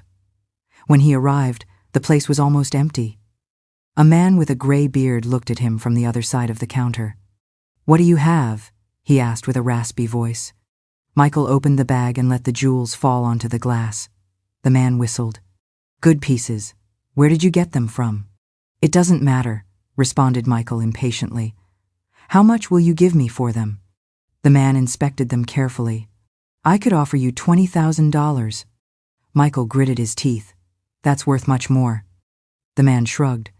"If you want more, find yourself another place." Michael hesitated, but he didn't have time to haggle. "Fine." The man took out a wad of bills and handed them to him. Michael took them with trembling hands. He had sold his mother's jewels, the only valuable pieces that Mary had protected all her life. When he left the pawn shop, he felt the air leave him. He couldn't sink any lower. Or could he? He breathed deeply and walked back home, but when he arrived, Jessica was already waiting for him in the living room with her arms crossed. "Where were you?" she asked with suspicion. Michael dropped the money on the table. "Here you have it, Jessica." He had reached the point of no return, and for the first time in his life, he wondered if he still had time to change his destiny. The light of dawn entered timidly through the window, bathing the room with a warm glow. Mary woke up feeling a strange sensation of peace, one she didn't remember having felt in a long time. She stayed in bed for a few seconds, enjoying the sound of the wind brushing against the curtains and the distant murmur of the street. For the first time in a long time, she didn't wake up with her heart constricted by sadness. She got up calmly, fixed the bed carefully, and looked at herself in the mirror. Her reflection returned the image of a different woman. There were still shadows of fatigue on her face, but her eyes were no longer empty. She dressed in a simple blouse and a long skirt, pulled her hair back in a bun, and left the room with firm steps. In the kitchen, Sophie was already preparing coffee. "Good morning," she greeted with a smile. Mary returned the smile. "Good morning." Ernest went to the store early to arrange the merchandise, but he said he's waiting for you to open. Mary nodded, taking a cup of hot coffee between her hands. "I'm glad. I want to work." Sophie observed her attentively. "You look different today." Mary blew softly on the surface of the coffee before responding. "I think for the first time I'm accepting that my life changed." Sophie smiled tenderly. "That's the first step." When Mary arrived at the store, Ernest was already behind the counter, counting bills and checking the cash register. "Good morning, Mary," he greeted without looking up. "Good morning, Ernest. What do we have for today?" Ernest closed the drawer and turned to her with a smile. "New bags of beans and sugar arrived. If you can arrange them on the shelves, I'd appreciate it." Mary nodded and got to work. As she worked, she realized how much she enjoyed the routine of the store. There was something comforting in arranging products, in seeing customers come and go, in hearing the morning greetings from the neighborhood people. Each day, she felt a little more part of something. In mid-morning, an elderly lady with gray hair and a flowered dress entered. "Good morning, Mrs. Mary," she greeted with kindness. Mary blinked, surprised. "How do you know my name?" The woman smiled. "Everyone here talks about you. They say Ernest and Sophie saved you and that now you're part of the store." Mary felt a slight warmth in her chest. "They've treated me with great kindness. They're good people." The woman took a package of bread and placed it on the counter. "And you seem to be too." Mary didn't know how to respond. Before, her life had revolved around being Michael's mother, around existing only for him. But now, for the first time, she felt she was something more than that. "I'm glad to see you well, Mrs. Mary," said the woman before paying and leaving the store. Mary remained silent for a few seconds. She felt strong, alive, capable of moving forward. But just when she thought her past was being left behind, a conversation in the store shook her completely. "Did you hear what happened to Mr. Michael?" murmured a man near the counter. Mary felt a shiver run down her spine. Ernest, who was attending, looked up with curiosity. "Michael, the businessman?" "Yes, they fired him. They say they let him go a few days ago." Mary's heart began to beat forcefully. "And his wife?" asked Ernest. The man made a gesture with his hand. "She left. She wasn't going to stay with a bankrupt man." Mary felt her body tense. Michael was alone, ruined, abandoned. For an instant, she didn't know what to feel. Did he deserve her pity, or was it simply the consequence of his own decisions? She breathed deeply and tried to concentrate on what she was doing, but an idea planted itself in her mind like a seed impossible to uproot. Michael was suffering, just as she had suffered. Did that mean she should forgive him, or did it mean that destiny was doing justice? She didn't have the answer, but deep down, she knew she would soon have to face it. Michael woke up with a strange sensation in his chest. Something was wrong. A heavy silence filled the house, one different from what he had endured in recent weeks. He rubbed his face with his hands before getting up. He looked around. His bedroom was disordered, with wrinkled clothes on the chair, empty bottles on the floor, and the curtains closed, preventing the sunlight from illuminating the mess his life had become. But there was something else, an emptiness, something that hadn't been there before. With a strange feeling of unease, he got up and left the room. He walked barefoot down the hallway, his heart beating hard. When he reached the living room, his breathing stopped.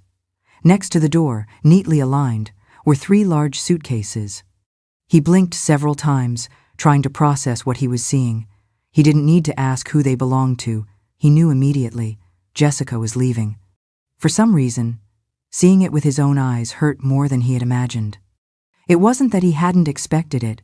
He had felt the detachment in her voice, in her gaze, in the coldness with which she had treated him since he lost his job.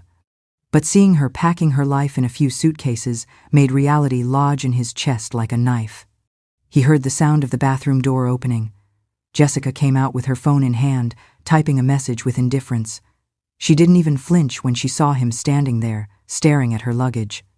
"You're leaving?" he asked with a hoarse voice. Jessica didn't even look up from her phone. "Yes." Michael gritted his teeth. "And you were going to leave without telling me anything?" She sighed as if the conversation was tedious to her. It wasn't worth the argument. Michael felt something break inside him. "Jessica, we've been together for years, and this is how everything ends?" She finally raised her gaze. That's how things end when a person stops being useful to the other. Michael felt his stomach turn. "I can't believe what you're saying." Jessica put the phone on the table and crossed her arms. "I don't know why you're surprised. You always knew who I was. I never lied to you about what I wanted in life." Michael shook his head. "I thought what we had was real." Jessica let out a cold laugh. "It was, while it suited me." Michael felt a knot in his throat. "What are you saying?" Jessica rolled her eyes.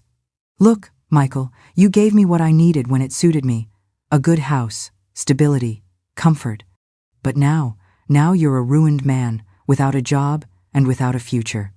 And what does that mean?" She looked at him with disdain. "That you no longer have anything to offer me." Michael felt anger rising through his body like fire. "I can't believe you're so cynical." She shrugged. "It's not cynicism, it's realism." Michael closed his fists. "That easy? You get rid of me just like that?" "That easy. You got rid of your mother." The words hit him like a bucket of ice water. The entire world seemed to stop. Jessica looked at him steadily with a slight smile on her lips. "Or what did you think? That I was going to stay with you after seeing you consumed by guilt all these months?" Her voice became harder. You can't even stand yourself." Michael felt his body tremble. "Is that what you think?" Jessica took her purse and hung it over her shoulder. "It's what I always thought. But while you were useful to me, I didn't say it out loud." Michael felt the air leave him. "Did it mean nothing to you?" Jessica looked at him with something resembling pity. "Don't be ridiculous. Relationships are an exchange. When you stop giving me what I want, it ends." He remained silent, feeling that rage, sadness, and hatred mixed in his chest in a whirlwind impossible to contain. "Leave," he said. Jessica smiled with satisfaction. "That's what I was planning to do."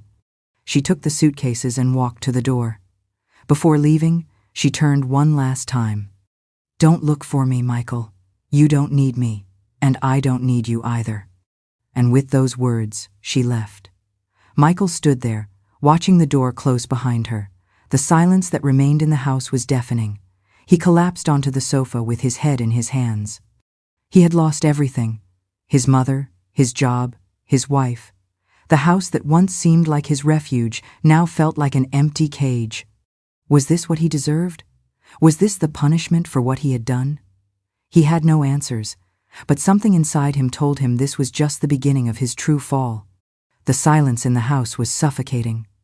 Michael stood in the middle of the living room with his gaze fixed on the door through which Jessica had just left. She had gone, had left him without looking back, without a single word of farewell that sounded sincere. He had believed it would hurt more, but the only thing he felt at that moment was an icy emptiness in his chest. With slow steps, he walked to the sofa and collapsed heavily. He passed a hand over his face, feeling the roughness of his unshaven beard. Around him, the house seemed different. It was no longer the home he had built with Jessica. It was just an empty structure. He took a bottle of whiskey from the table and poured a shot into a glass. He sat staring at the golden liquid with a blank mind. He had everything: money, a stable marriage, or so he thought, a life of comfort. Now he had nothing.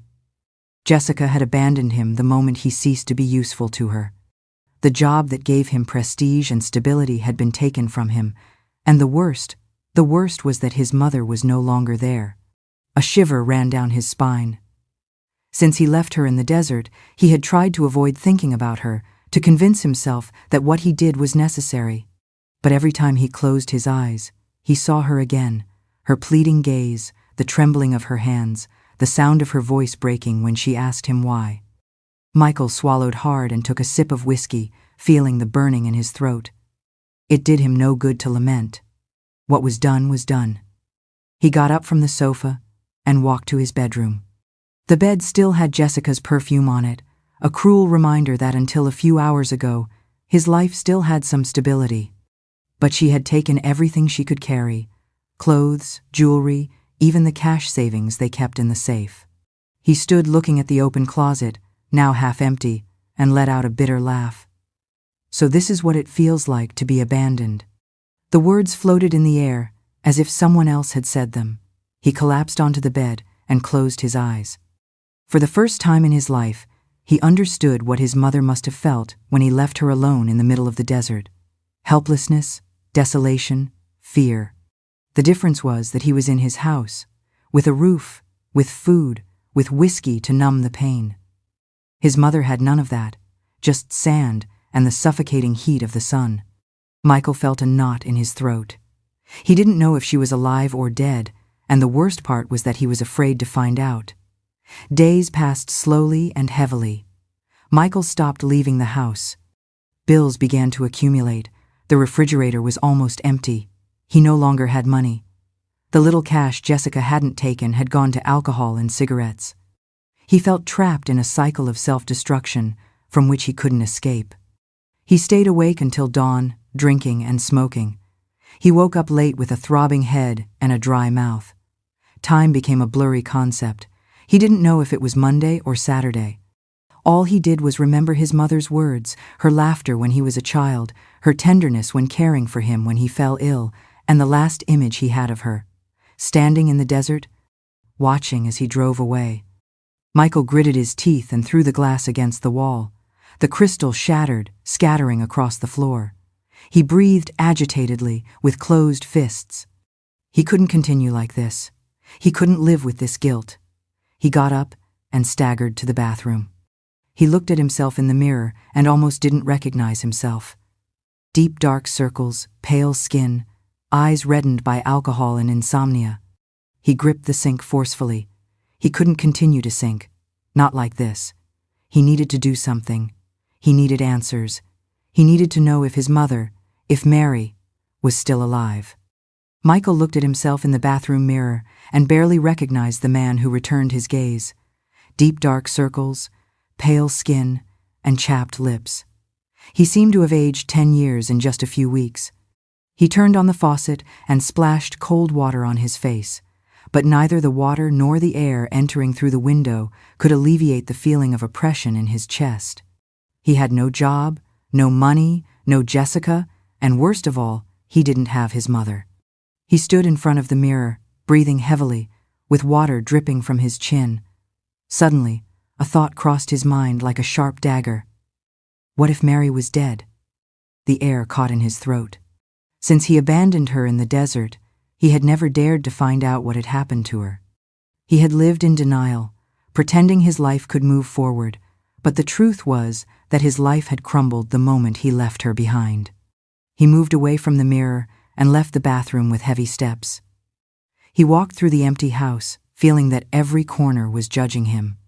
His mother had been here, sitting on this same sofa, preparing food in this same kitchen, calling him son with love, and he had condemned her.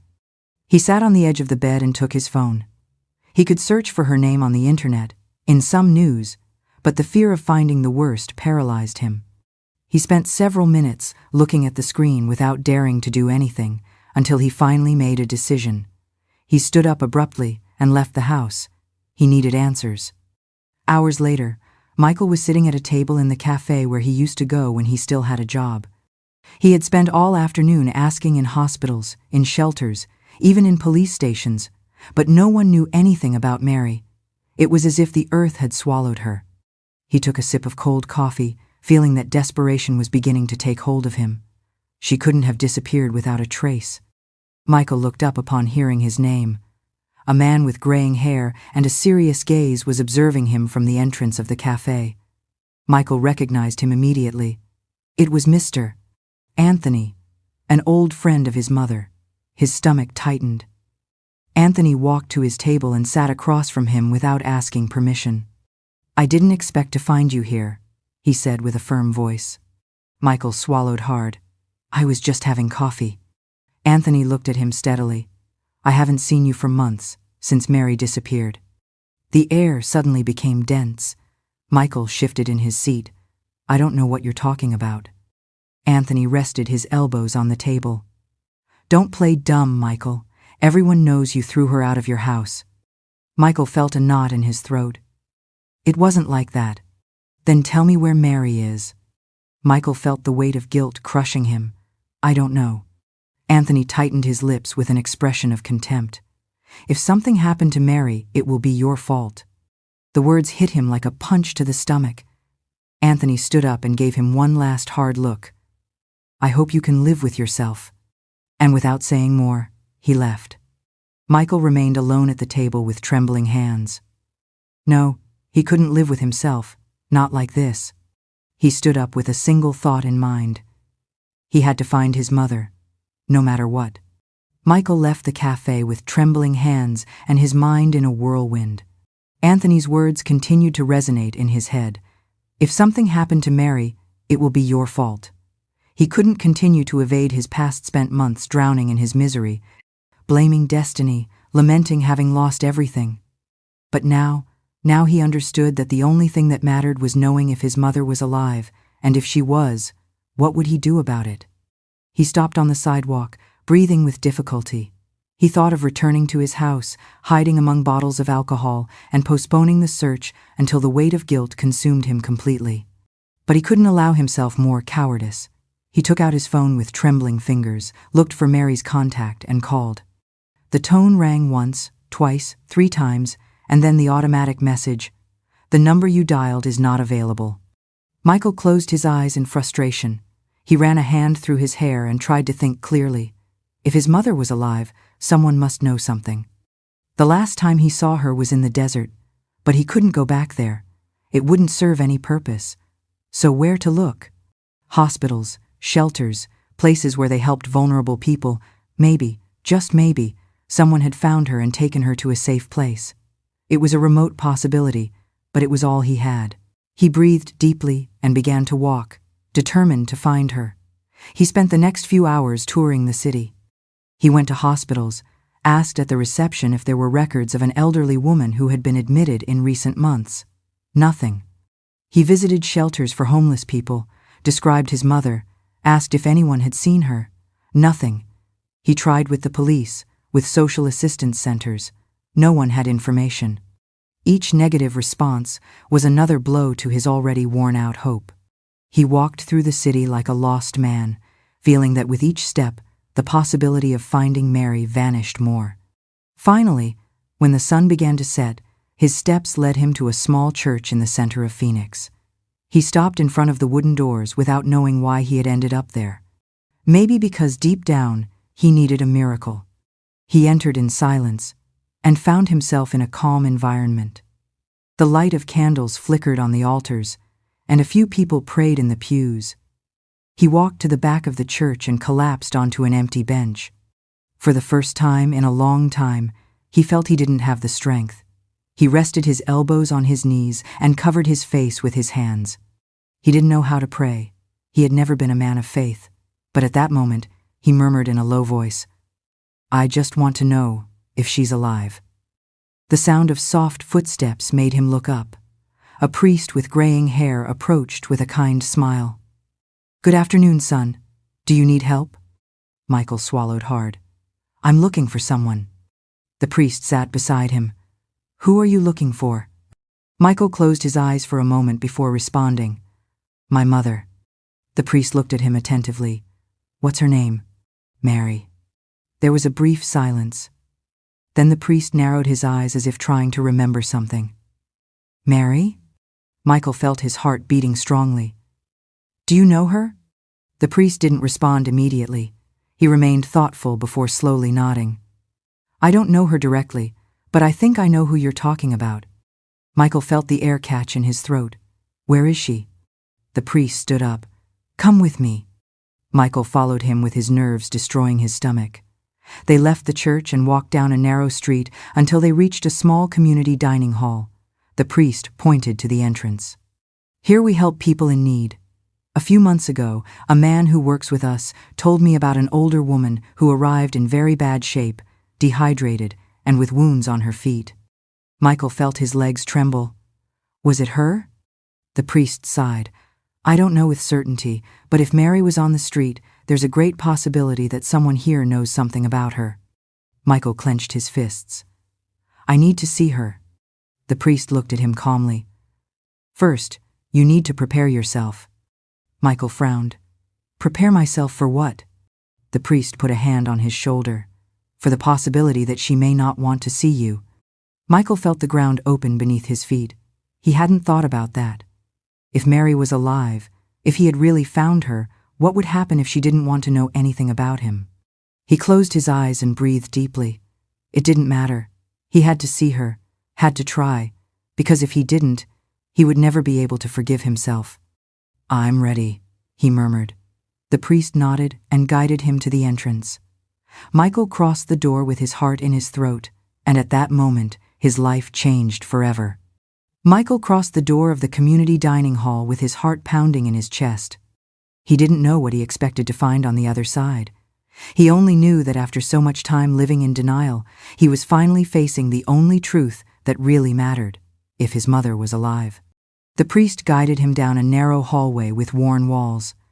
On the sides were tables with people seated, some eating, others simply resting.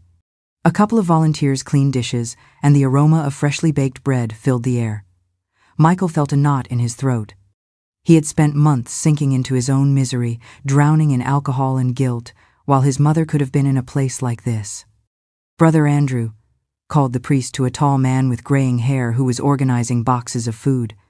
The man turned and smiled upon seeing them. "Father, what a pleasure to see you."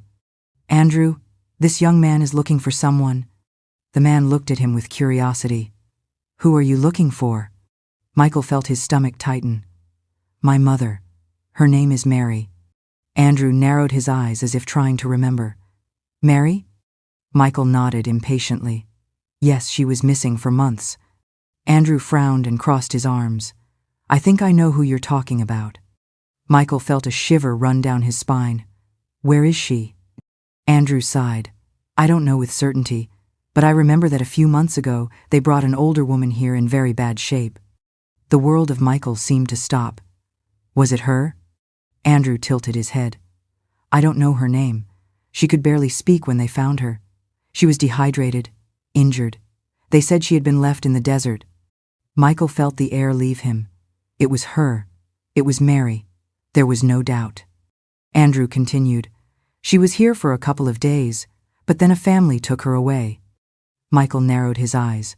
"What family?" "I don't know with certainty. I just remember it was an older couple. They seemed like good people." Michael felt his pulse accelerate. "Did they say where they would take her?" Andrew shook his head. "They just said they would take care of her." Michael ran a hand over his face. After so much time without knowing anything about his mother, he finally had a lead. She was alive, and somewhere, someone had helped her. He turned to the priest with his eyes lit by a new determination. "I need to find her." The priest put a hand on his shoulder. "Have patience, son. If your mother survived, sooner or later you will find her." Michael nodded, but inside him, impatience burned. He couldn't wait. Not now, not after everything he had done. Michael crossed the entrance of the community dining hall with his heart pounding in his chest. His breathing was heavy, and he felt as if the air inside the place was denser, more difficult to inhale. He ran a hand over his face, trying to calm himself. He had searched for days, asking, walking, visiting every shelter, every hospital, every corner where someone might give him information about Mary, and now, for the first time, he was close. The priest took him to a small office at the back of the dining hall, where boxes of donated food and clothing were stored. Andrew, the volunteer who had given him the first clue about Mary, was already waiting for him, reviewing some sheets. "I spoke with some people who have been working here for months," said Andrew, "and the woman they brought was Mary." Michael felt the air leave his lungs. "Where is she?" Andrew left the sheets on the table and looked at him calmly. "The family that took her is called Ernest and Sophie." Michael frowned. "Ernest and Sophie?" The name didn't tell him anything. Andrew nodded. "They're a couple who run a small store in Phoenix. Mary was here for a few days, but they decided to take care of her and take her with them."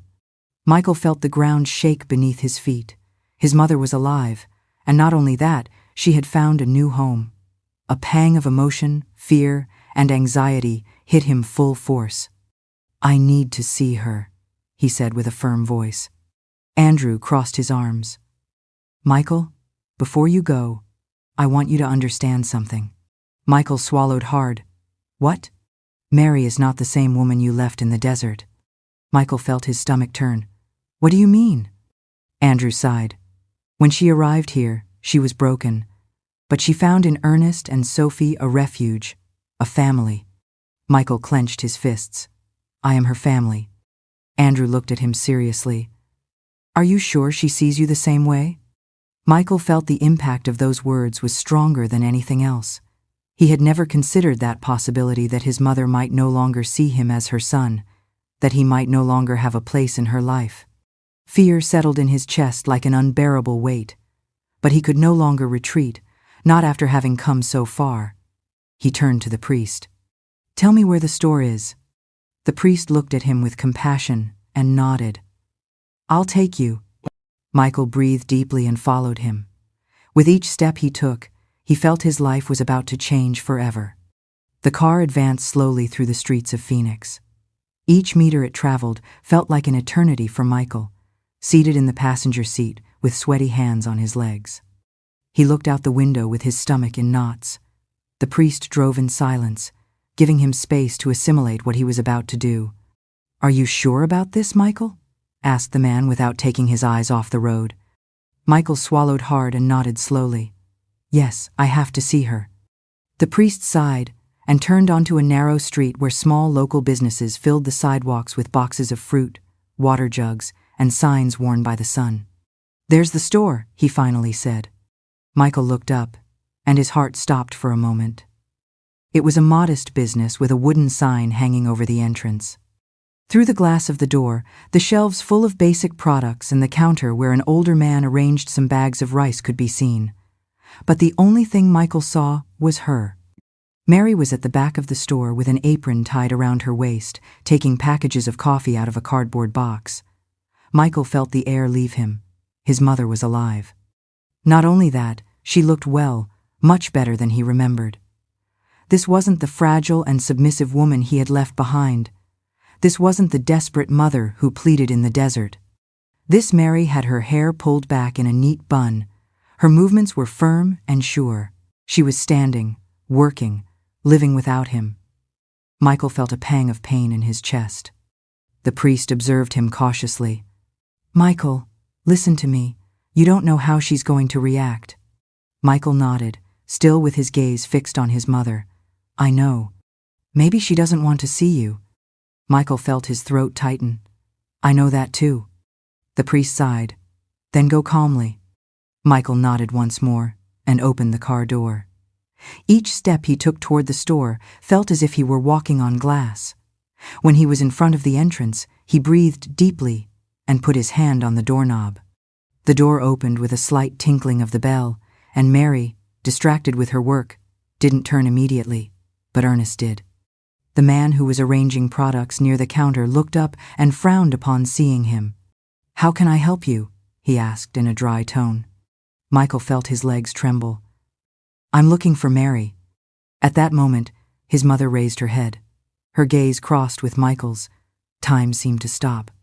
Mary's eyes opened slightly, but there was no surprise, no emotion, just a cold and contained expression. Michael felt the weight of guilt fall on him with all its force. He didn't know what he expected, that she would run to embrace him, that she would look at him with love as if nothing had happened. None of that happened. Mary left the coffee package on the table and slowly removed her apron. "Sophie, I'll handle this," she said with a firm voice. The woman who was arranging cans on the other end of the store looked at Ernest with concern but nodded. Mary walked to the door, passed beside Michael without looking at him, and went outside. Michael took a few seconds to react. Ernest observed him harshly. "Don't follow her, if you're not prepared to hear the truth." Michael swallowed hard. "I have to do it." He left the store and found his mother standing on the sidewalk with her arms crossed and her gaze fixed on the horizon. He approached with hesitant steps. "Mom?" Mary closed her eyes for a moment, breathed deeply, and then looked at him. "Don't call me that." Michael felt the world collapse around him. "Mom, I'm not your mother." Mary's words were a dagger straight to the heart. "Don't say that." The words were a plea. "I say it because it's the truth." Her tone was serene but sharp, like a knife. "A son doesn't do what you did." Michael felt his throat close. "You don't know how much I regret it." Mary let out a bitter laugh. "And what do you want me to do with your regret?" Michael lowered his gaze. "I just want you to listen to me." Mary observed him in silence for a moment. Then, with a coldness that Michael had never seen in her, she said, "You have 5 minutes." Michael felt the air fail him. 5 minutes to explain to his mother why he had condemned her. 5 minutes to try to repair the irreparable. 5 minutes to decide if he had any chance of recovering what he had lost. Michael felt the air become denser around him. His mother was in front of him with her arms crossed and a cold gaze. He had spent months imagining this moment, rehearsing in his mind what he would say to her if he ever found her. But now that he had her in front of him, his words tangled in his throat. 5 minutes was all Mary had granted him. 5 minutes to try to explain himself. 5 minutes to do the impossible. Ask forgiveness for something unforgivable. "Mom," he began, but Mary glared at him. "I told you not to call me that." Michael swallowed hard. "I'm sorry." Mary raised an eyebrow with an almost mocking expression. "Is that all you have to say?" Michael breathed deeply. I just don't know where to start." Mary looked at him harshly. "Start with the truth." Michael lowered his gaze for a moment. He knew he couldn't justify what he did, but he couldn't remain silent either. "I let myself be carried away by fear," he said with a tense voice. "By pressure. Jessica convinced me that you were a burden, that we couldn't live our life in peace." Mary let out a bitter laugh. "Is that what you think I was to you? A burden?" Michael quickly shook his head. "No, Mom, I never saw it that way. But I did it. I don't know at what moment I became that man." He continued, his voice trembling. "I don't know how I was capable of doing something so terrible.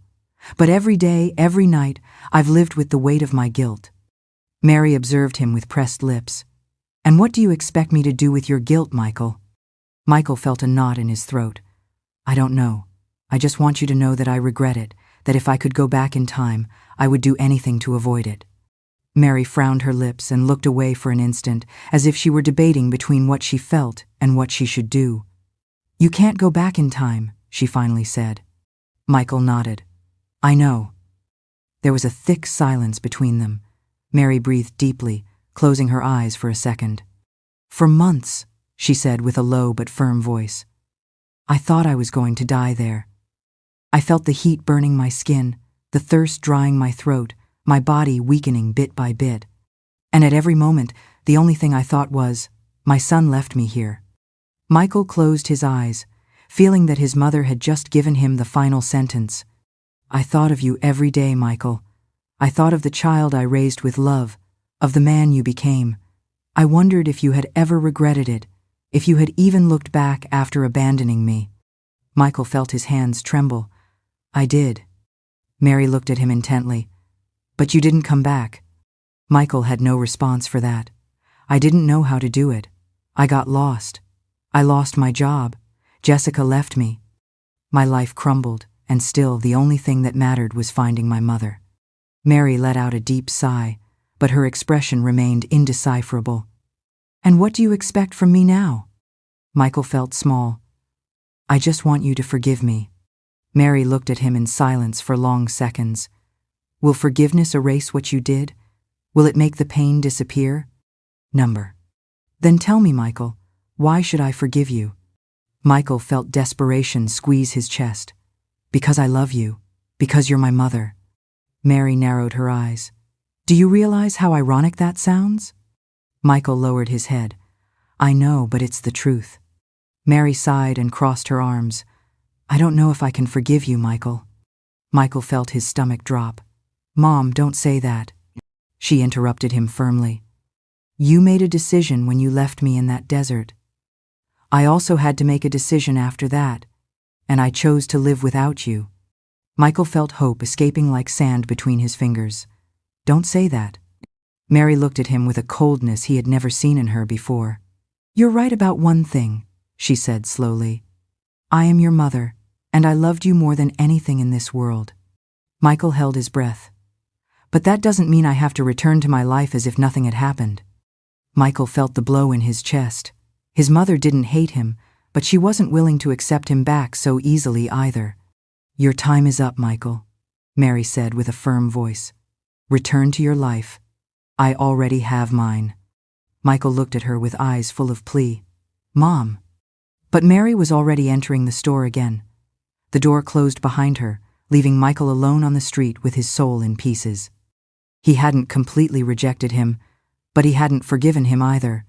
And now, more than ever, he knew that if he wanted to recover his mother, he would have to prove he had changed.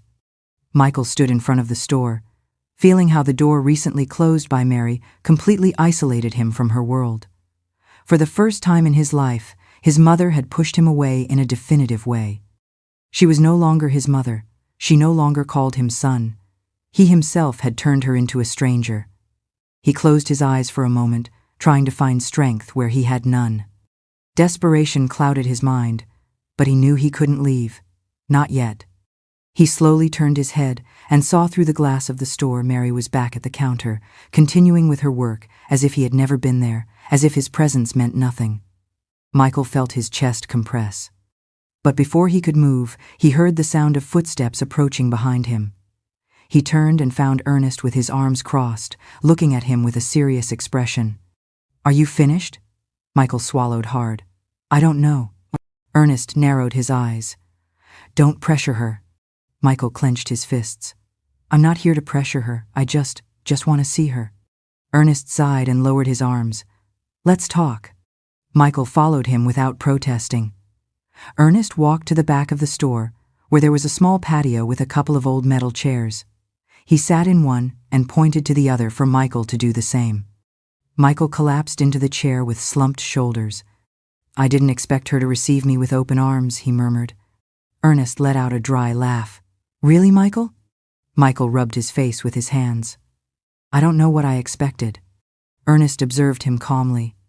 Mary is a strong woman, but she's also a wounded woman. When she arrived here, she wasn't just physically destroyed. She also had a broken soul. Michael felt a pang in his chest. How did you find her? Almost dead, Ernest responded without beating around the bush, dehydrated, with her feet in raw flesh, with fever. Michael felt the air fail him. I didn't know she had gotten to that point. Of course you didn't know, Ernest looked at him harshly, because you didn't even bother to find out. Michael felt the weight of his words like a blow to the stomach. I didn't dare, he admitted with a trembling voice. I was afraid of what I might find. Ernest sighed and looked at him for a few seconds before speaking. You can't force her to forgive you. Michael pressed his lips together. I know. And are you prepared to accept that? Michael looked at the store from the patio. Through the glass, Mary continued with her work. His mother was alive, but living a life in which he had no place. The thought hit him hard. I'll do whatever is necessary to prove to her that I'm not the same man who left her behind. Ernest watched him attentively, evaluating him. Then, slowly, he leaned forward. Very well, Michael. Then start from scratch. Michael frowned. From scratch? Ernest nodded. If you really want to prove that you've changed, don't do it with words, do it with actions. Michael felt his heart beating forcefully. How? Ernest got up and looked at him seriously. Tomorrow morning, I want to see you here at 6 a.m. Michael raised an eyebrow. For what? Ernest smiled slightly. To work. Michael felt his stomach tighten. You want me to work in the store? Ernest crossed his arms. I don't want anything. It's your decision. But if you really want to be close to Mary, you'd better start earning your place. Michael breathed deeply. He didn't know if this would bring him closer to his mother. He didn't know if it would work. But for the first time in his life, he understood that if he wanted a chance to repair what he had done, he would have to start from the bottom, from where Mary had started again without him. I'll be here, he said firmly. Ernest looked at him one last time, nodded, and turned to go back to the store. Michael remained seated for a moment longer, watching the door that separated him from his mother. Tomorrow would be the first day of his test, the first day of his true repentance, and he didn't plan to fail. Michael didn't sleep that night. He lay in his small apartment looking at the ceiling, his mind spinning in circles. Mary had rejected him not completely, but enough to make it clear that if he wanted to regain his place in her life, he would have to prove it with something more than words. He didn't know how to do it. He didn't know if he even had the right to try. But he did know one thing. He couldn't give up. When the clock showed 5:30 a.m., he got up and prepared to leave. He put on a simple shirt, worn jeans, and the only decent shoes he had left. At 5:55, he was already in front of Ernest and Sophie's store. The business was still closed. The streets were calm. Only the first rays of the sun illuminated the sidewalks. Michael ran a hand through his hair and breathed deeply. Perhaps Ernest was just testing him. Perhaps they wouldn't even open the door for him. But just when that thought crossed his mind, the metal curtain of the store began to rise. Ernest appeared at the entrance with a cup of coffee in his hand. He looked at him with a raised eyebrow. I didn't think you'd actually come. Michael cleared his throat. I'm here, like you said. Ernest took a sip of coffee and nodded slowly. Good, then let's go inside. The first paycheck Michael received felt different from any money he had ever earned. It was small, barely enough to cover a week's groceries, but he held it with reverence. This was honest money, earned through sweat and effort. As he walked home that evening, he passed by a homeless man huddled in a doorway. Before, Michael would have hurried past, perhaps irritated by the interruption to his day. Now, he stopped, remembering what it meant to be vulnerable, to be at the mercy of others. "Sir," he said, extending half of his sandwich and some of his water, "please take this." The man looked up, surprised. "God bless you," he said quietly. Michael shook his head. "I'm just trying to do better," he replied, understanding for the first time that redemption wasn't found in grand gestures but in these small moments of humanity. In recognizing the dignity in others that he had once failed to see in his own mother. Michael followed him to the interior of the store, where the lights were still off and the aroma of stored products floated in the air. "The work here is simple," said Ernest, leaving his coffee on the counter. "But that doesn't mean it's easy. You have to lift boxes, arrange merchandise, attend to customers." Michael nodded, ready to accept any task. But Ernest wasn't finished. "It also means you'll see Mary every day." Michael swallowed hard. "I know. And are you prepared for that?" Michael didn't respond immediately. Was he? After everything he had done, after seeing her again and feeling the coldness in her gaze, could he bear to be near her without it destroying him from within? "Yes," he finally said with a firm voice. Ernest looked at him for a few seconds, then pointed to a pile of boxes in the back storage room. "Then start. Unload those boxes and arrange the products on the shelves." Michael nodded and got to work. The first hours of the morning passed, and Michael barely had a moment to breathe. He unloaded boxes, cleaned shelves, arranged products while Ernest supervised him in silence. By the time the store opened to the public, his shirt was already stuck to his back with sweat. He wasn't used to this type of work. All his life, he had comfortable jobs behind a desk with air conditioning and a computer. Now he was carrying sacks of flour, cleaning dust-off products, and learning to deal with customers who didn't even look him in the eye. But he didn't complain. He knew this was just the beginning. He knew this was the first test. When Mary entered the store, Michael felt that the air became heavier. She saw him, but didn't say anything. She just passed by him as if he were another stranger. Michael felt a pang in his chest, but he didn't react. He forced himself to continue working because this time it wasn't his words that would speak for him. It was his actions, his days of effort, his constancy, his patience. If he wanted Mary to give him a chance, he would have to show her that he was a different man. And although the path might be long and painful, he was willing to walk it. Michael woke up before his alarm sounded. He hadn't slept well, but that was no longer news. Since the day he began working at the store, his mind had given him no respite. He had spent the last nights remembering every word from his mother. "You can't go back in time. I chose to live without you." Mary had been clear. She didn't want him to be part of her life. But Michael couldn't accept it not when he saw her every day, so close yet so unreachable. He got up wearily, dressed in the same shirt as always, and left for the store. He knew today would be another difficult day, like all the previous ones. When he arrived, Ernest was already organizing the merchandise, and Mary was behind the counter, counting change in the cash register. "You're early," said Ernest without looking up. Michael nodded. "I'm ready to start." "Good. Then clean the shelves at the back and make sure the products are well arranged." Michael took a cloth and went to the back of the store. While cleaning, he heard the murmurs of customers coming and going. Sometimes he heard Mary's voice talking naturally, attending to people with kindness. But she never addressed him. It was as if Michael didn't exist, and that hurt him more than he wanted to admit. The hours passed, and the heat of the day intensified.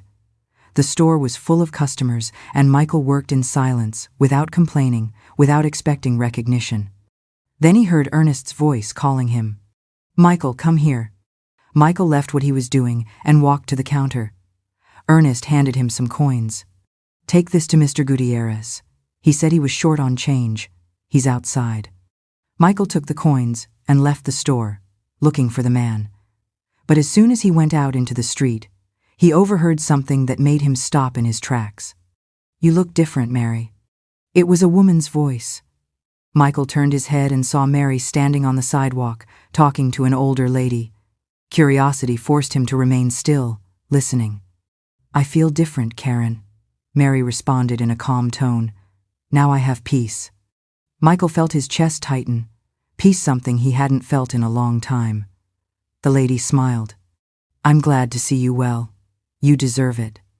Mary nodded, and before saying goodbye, she said something that made Michael feel as if the ground were opening beneath his feet. "I finally learned to live without looking back." Michael felt his stomach turn. She was serious. Mary had really moved on without him. Michael clenched his fists and walked quickly to Mr. Gutierrez to give him the change, but his mind was elsewhere. When he returned to the store, he felt Mary looking at him for a brief instant. There was no anger in her gaze, but there was no love either, just indifference, and that was what was killing him inside. Michael understood something at that moment. Asking for forgiveness wasn't enough. Proving he had changed wasn't either. Mary no longer needed him, and if he wanted to be part of her life again, he would have to accept the possibility that she might not want the same thing. The days passed slowly for Michael. Each morning, before the sun appeared on the horizon, he arrived at the store ready to start his workday. He didn't speak with Mary. She didn't address him either. It was as if he were a shadow within the store, someone who was simply there but meant nothing. And yet, Michael didn't give up. He arranged the merchandise, attended to customers, cleaned the floor without expecting recognition. Every time Mary passed by him, Michael contained the need to speak to her, to explain, to beg for a second chance. But he knew that words no longer served. He knew that only his actions could demonstrate who he was now. One afternoon, while arranging products on the shelves, he heard Ernest's voice calling him from the storeroom. "Michael, come a moment." Michael left what he was doing and walked to the back of the store. Ernest was seated on an old wooden bench with an open box in front of him. "Help me with this," he said, pointing to the packages inside the box. Michael nodded and began to take out the products. For a moment, neither of them spoke, but Ernest observed him from the corner of his eye. Finally, the man broke the silence. "You've changed." Michael looked up, surprised. "You think so?" Ernest nodded slowly. "At first, I thought you were just here to clean your conscience.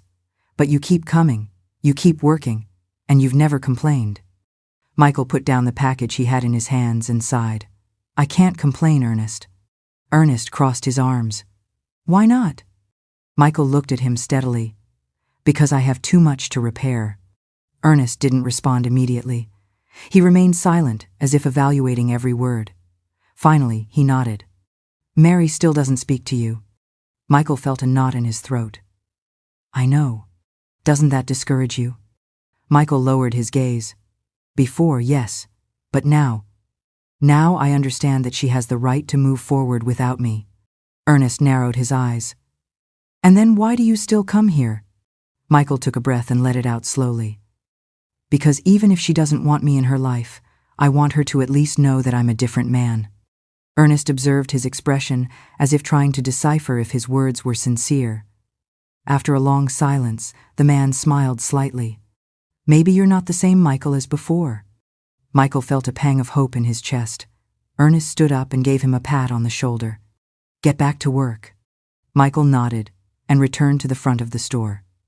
When he passed by Mary, she didn't look at him, but for the first time, Michael noticed that her expression had changed. Maybe, just maybe, his mother had begun to see him in a different way, and that gave him strength to continue forward. The sound of the morning market filled the street in front of the store. The sun wasn't yet at its highest point, but the heat was already making itself felt. Michael swept the entrance to the business while the aroma of freshly baked bread floated in the air. He had been working there for weeks. He had gotten used to the routine, to the physical effort, to the sensation of building something from scratch. But what hadn't changed was Marish still didn't speak to him beyond what was strictly necessary. If their gazes ever crossed, she would look away first. Michael understood that he couldn't force her, but each day that passed without knowing if she would forgive him or not was torture. He sighed and continued with his work. Inside the store, Mary was arranging products when she felt someone watching her.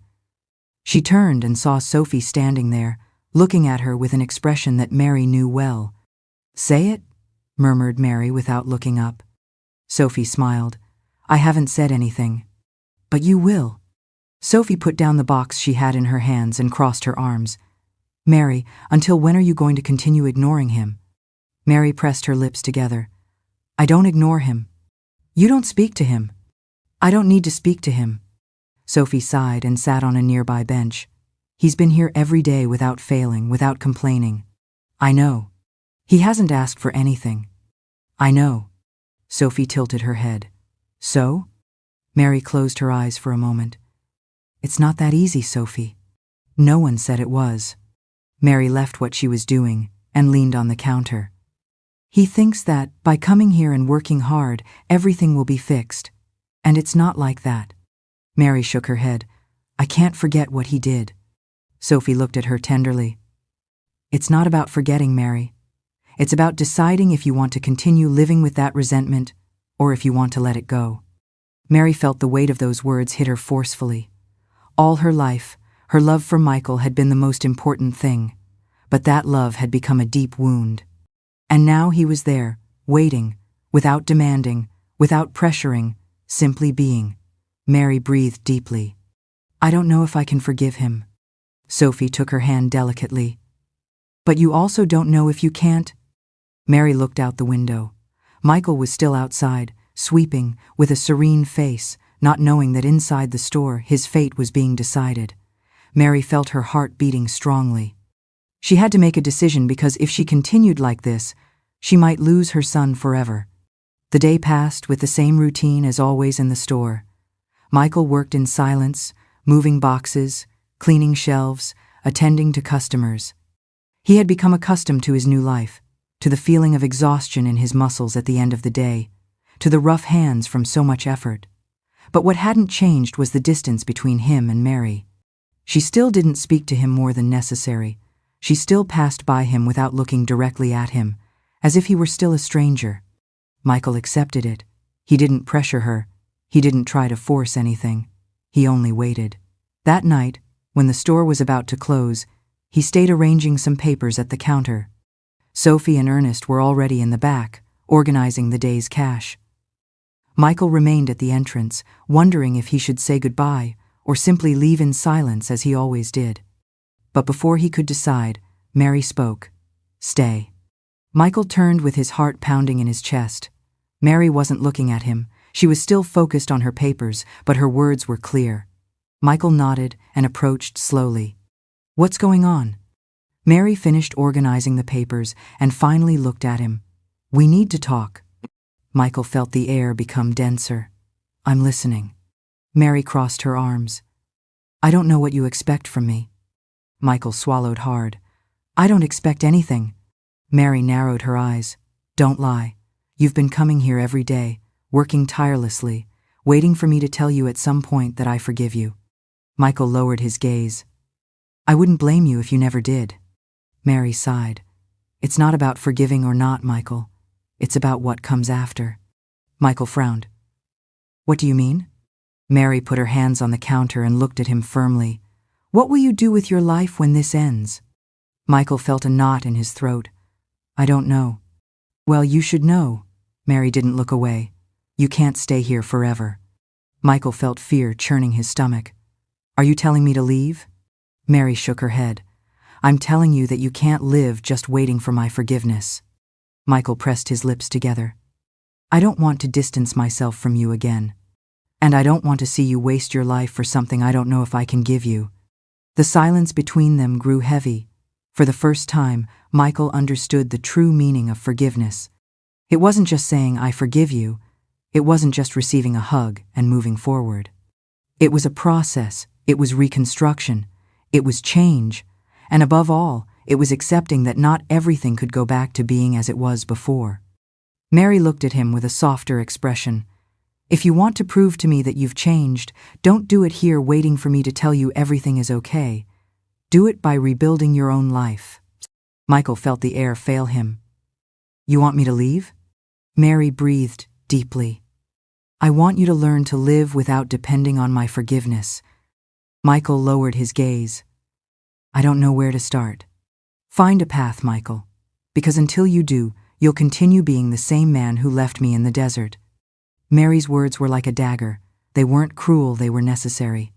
Michael nodded slowly. "I will." Mary observed him for a moment before turning her gaze back to the papers on the counter. "Good night, Michael." Michael understood that the conversation had ended. He left the store with his heart pounding in his chest. Now he knew what he had to do, but doing it would be the most difficult thing in his life. Michael left the store with the weight of his mother's words still lodged in his chest. "Find a path, Michael, because until you do, you'll continue being the same man who left me in the desert." He stood on the sidewalk for a few minutes, feeling the heat of the sun on the back of his neck, not knowing where to go. He couldn't return to his house and simply continue with his life, not after everything he had done, not after everything Mary had suffered because of him. For the first time in his life, Michael wondered what he would do with his own future. Until now, his only goal had been to seek his mother's forgiveness. But Mary was right. If his life continued to revolve around his guilt, he would never truly change. He breathed deeply and began to walk. He didn't know exactly what he was going to do. He only knew he had to start somewhere. That night, Michael arrived at his small apartment more exhausted than normal, not only physically but mentally. He collapsed into the kitchen chair and brought his hands to his face. All he had at that moment was a suitcase with worn clothes, a few coins in his pocket, and an uncertain opportunity for redemption. He turned on his phone and began to look for work.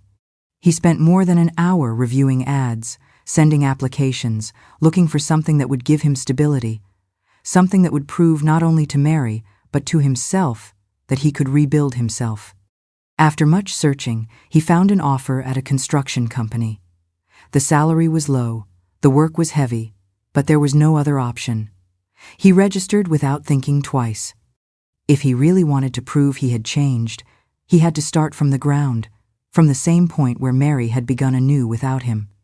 The next day, Michael arrived at the construction site with trembling hands. He had never done physical work in his life. His entire career had been in offices, wearing expensive suits and giving orders. Now he was there with borrowed safety boots, a worn helmet, and a reflective vest. The foreman looked him up and down with a skeptical expression. "Are you sure you want to do this?" he asked with a mocking tone. Michael swallowed hard and nodded. "Yes." The foreman let out a dry laugh. "Well, we'll see how long you last." Michael didn't respond. He knew it wasn't going to be easy, and he didn't care. The first day was hell carrying sacks of cement, moving bricks, enduring the suffocating heat without a single comfortable break. Every muscle in his body ached. Every drop of sweat that fell on his forehead reminded him that he had never really worked before. But he didn't complain. He didn't give up, not because he wanted to prove something to his boss or his coworkers, but because for the first time he wanted to prove to himself that he could be someone different. When the shift ended, Michael could barely stay on his feet. But there was something strange about him. Something he hadn't felt in a long time. Satisfaction. It was the first time he had earned money with his own hands. It was the first time he felt he was really building something. That night, while he was in his small room drinking cheap coffee and looking at his dust-covered hands, he understood something. Mary didn't need to hear that he had changed. She needed to see it. And he would, even if it cost him every drop of effort. Michael didn't know if his mother would ever forgive him, but he had decided that even if she didn't, he would continue forward because, for the first time in his life, he was beginning to feel that he had a purpose. As weeks passed at the construction site, Michael's hands became calloused, his back stronger, his mind clearer. The physical labor, once foreign to him, now provided an unexpected peace. Each brick he laid, each beam he carried, became a metaphor for the rebuilding of his own character. One evening, as he sat exhausted on the edge of a foundation he'd helped dig, a young laborer offered him water from his own thermos. "My mother always says water shared tastes sweeter," the boy said simply. Michael took the thermos with trembling hands, suddenly remembering how many times Mary had sacrificed her own comfort for his, how she would skip meals so he could eat better, how she would walk miles to work when they couldn't afford bus fare. "Thank you," he whispered, both to the boy and to a mother who wasn't there to hear it. As he drank, he understood that his journey wasn't just about seeking forgiveness, It was about becoming worthy of it. About learning the value of sacrifice, of kindness, of seeing others as more than just what they could offer him. The man who had abandoned Mary in the desert wouldn't have understood this. But that man, Michael realized, no longer. Michael spent the following days immersed in work. It didn't matter how much his muscles hurt or how exhausted he was at the end of each shift at the construction site. He knew that each hour he dedicated to that effort was one more step away from the man he had been and one step closer to the man he wanted to be. But what tormented him most was Mary's indifference. He saw her every day at the store. He heard her talk with the customers. He saw her laugh with Sophie and Ernest, move with a tranquility that demonstrated she had found her place in the world, a world in which he didn't fit. He didn't bother her. He didn't insist. He didn't seek her outside of what was necessary. But every time she looked at him without emotion, without anger, but also without affection, Michael felt that an abyss opened between them, an abyss that he himself had created. That afternoon, when he finished his shift at the construction site, he decided to pass by the store before going to his apartment. He needed to buy some basic things: bread, coffee, rice, the essentials. Upon entering, he saw Mary behind the counter counting change. His mother looked up and saw him, but didn't say anything. Michael felt his heart tighten. He approached with a firm step and put the products on the counter. "Good afternoon." Mary barely nodded and began to mark the prices on the cash register. The silence between them was suffocating. Michael couldn't stand it anymore. "Mom?" Mary stopped her hands but didn't look up. Michael swallowed hard. "I'm sorry. I know I told you I wouldn't call you that until you allowed it, but I can't help it." Mary exhaled softly and continued marking the products. "You don't need to call me anything to buy something." Michael pressed his lips together. "I know, but I'm not here just for that." Mary finished marking the total and said in a low voice, "That's $120. Michael took out his money and paid without arguing. He took the bag with his purchases, and when he was about to leave, Mary spoke. "You look tired." Michael felt a shiver upon hearing her. It was the first time in weeks that Mary had said something to him that wasn't strictly necessary. He turned slowly, surprised. "It's hard work," he responded sincerely. Mary nodded without elaborating. "That's good." Michael wanted to say something more, but he felt that if he pressed too much, she would close up again. So he simply nodded and left the store. But for the first time in a long time, he felt he had advanced one step, small, but important. Mary closed the store that night feeling more tired than normal. It wasn't physical exhaustion that weighed on her, but something deeper, something she had carried within her since the moment Michael returned to her life. She had tried to remain firm, to convince herself that her son no longer had a place in her heart. But every time she saw him enter through the door of the store, every time she heard his timid voice greeting, something inside her stirred. It wasn't rage, it wasn't hatred, it was pain because, although she denied it, her mother's love had never disappeared. She stayed in the back room, arranging some papers that didn't need to be organized, simply to distract herself. Sophie observed her from the other side of the counter with that wise look that Mary knew well. "You're restless." Mary sighed and put the papers aside. "I don't know what to do with Michael." Sophie approached calmly and leaned on the counter.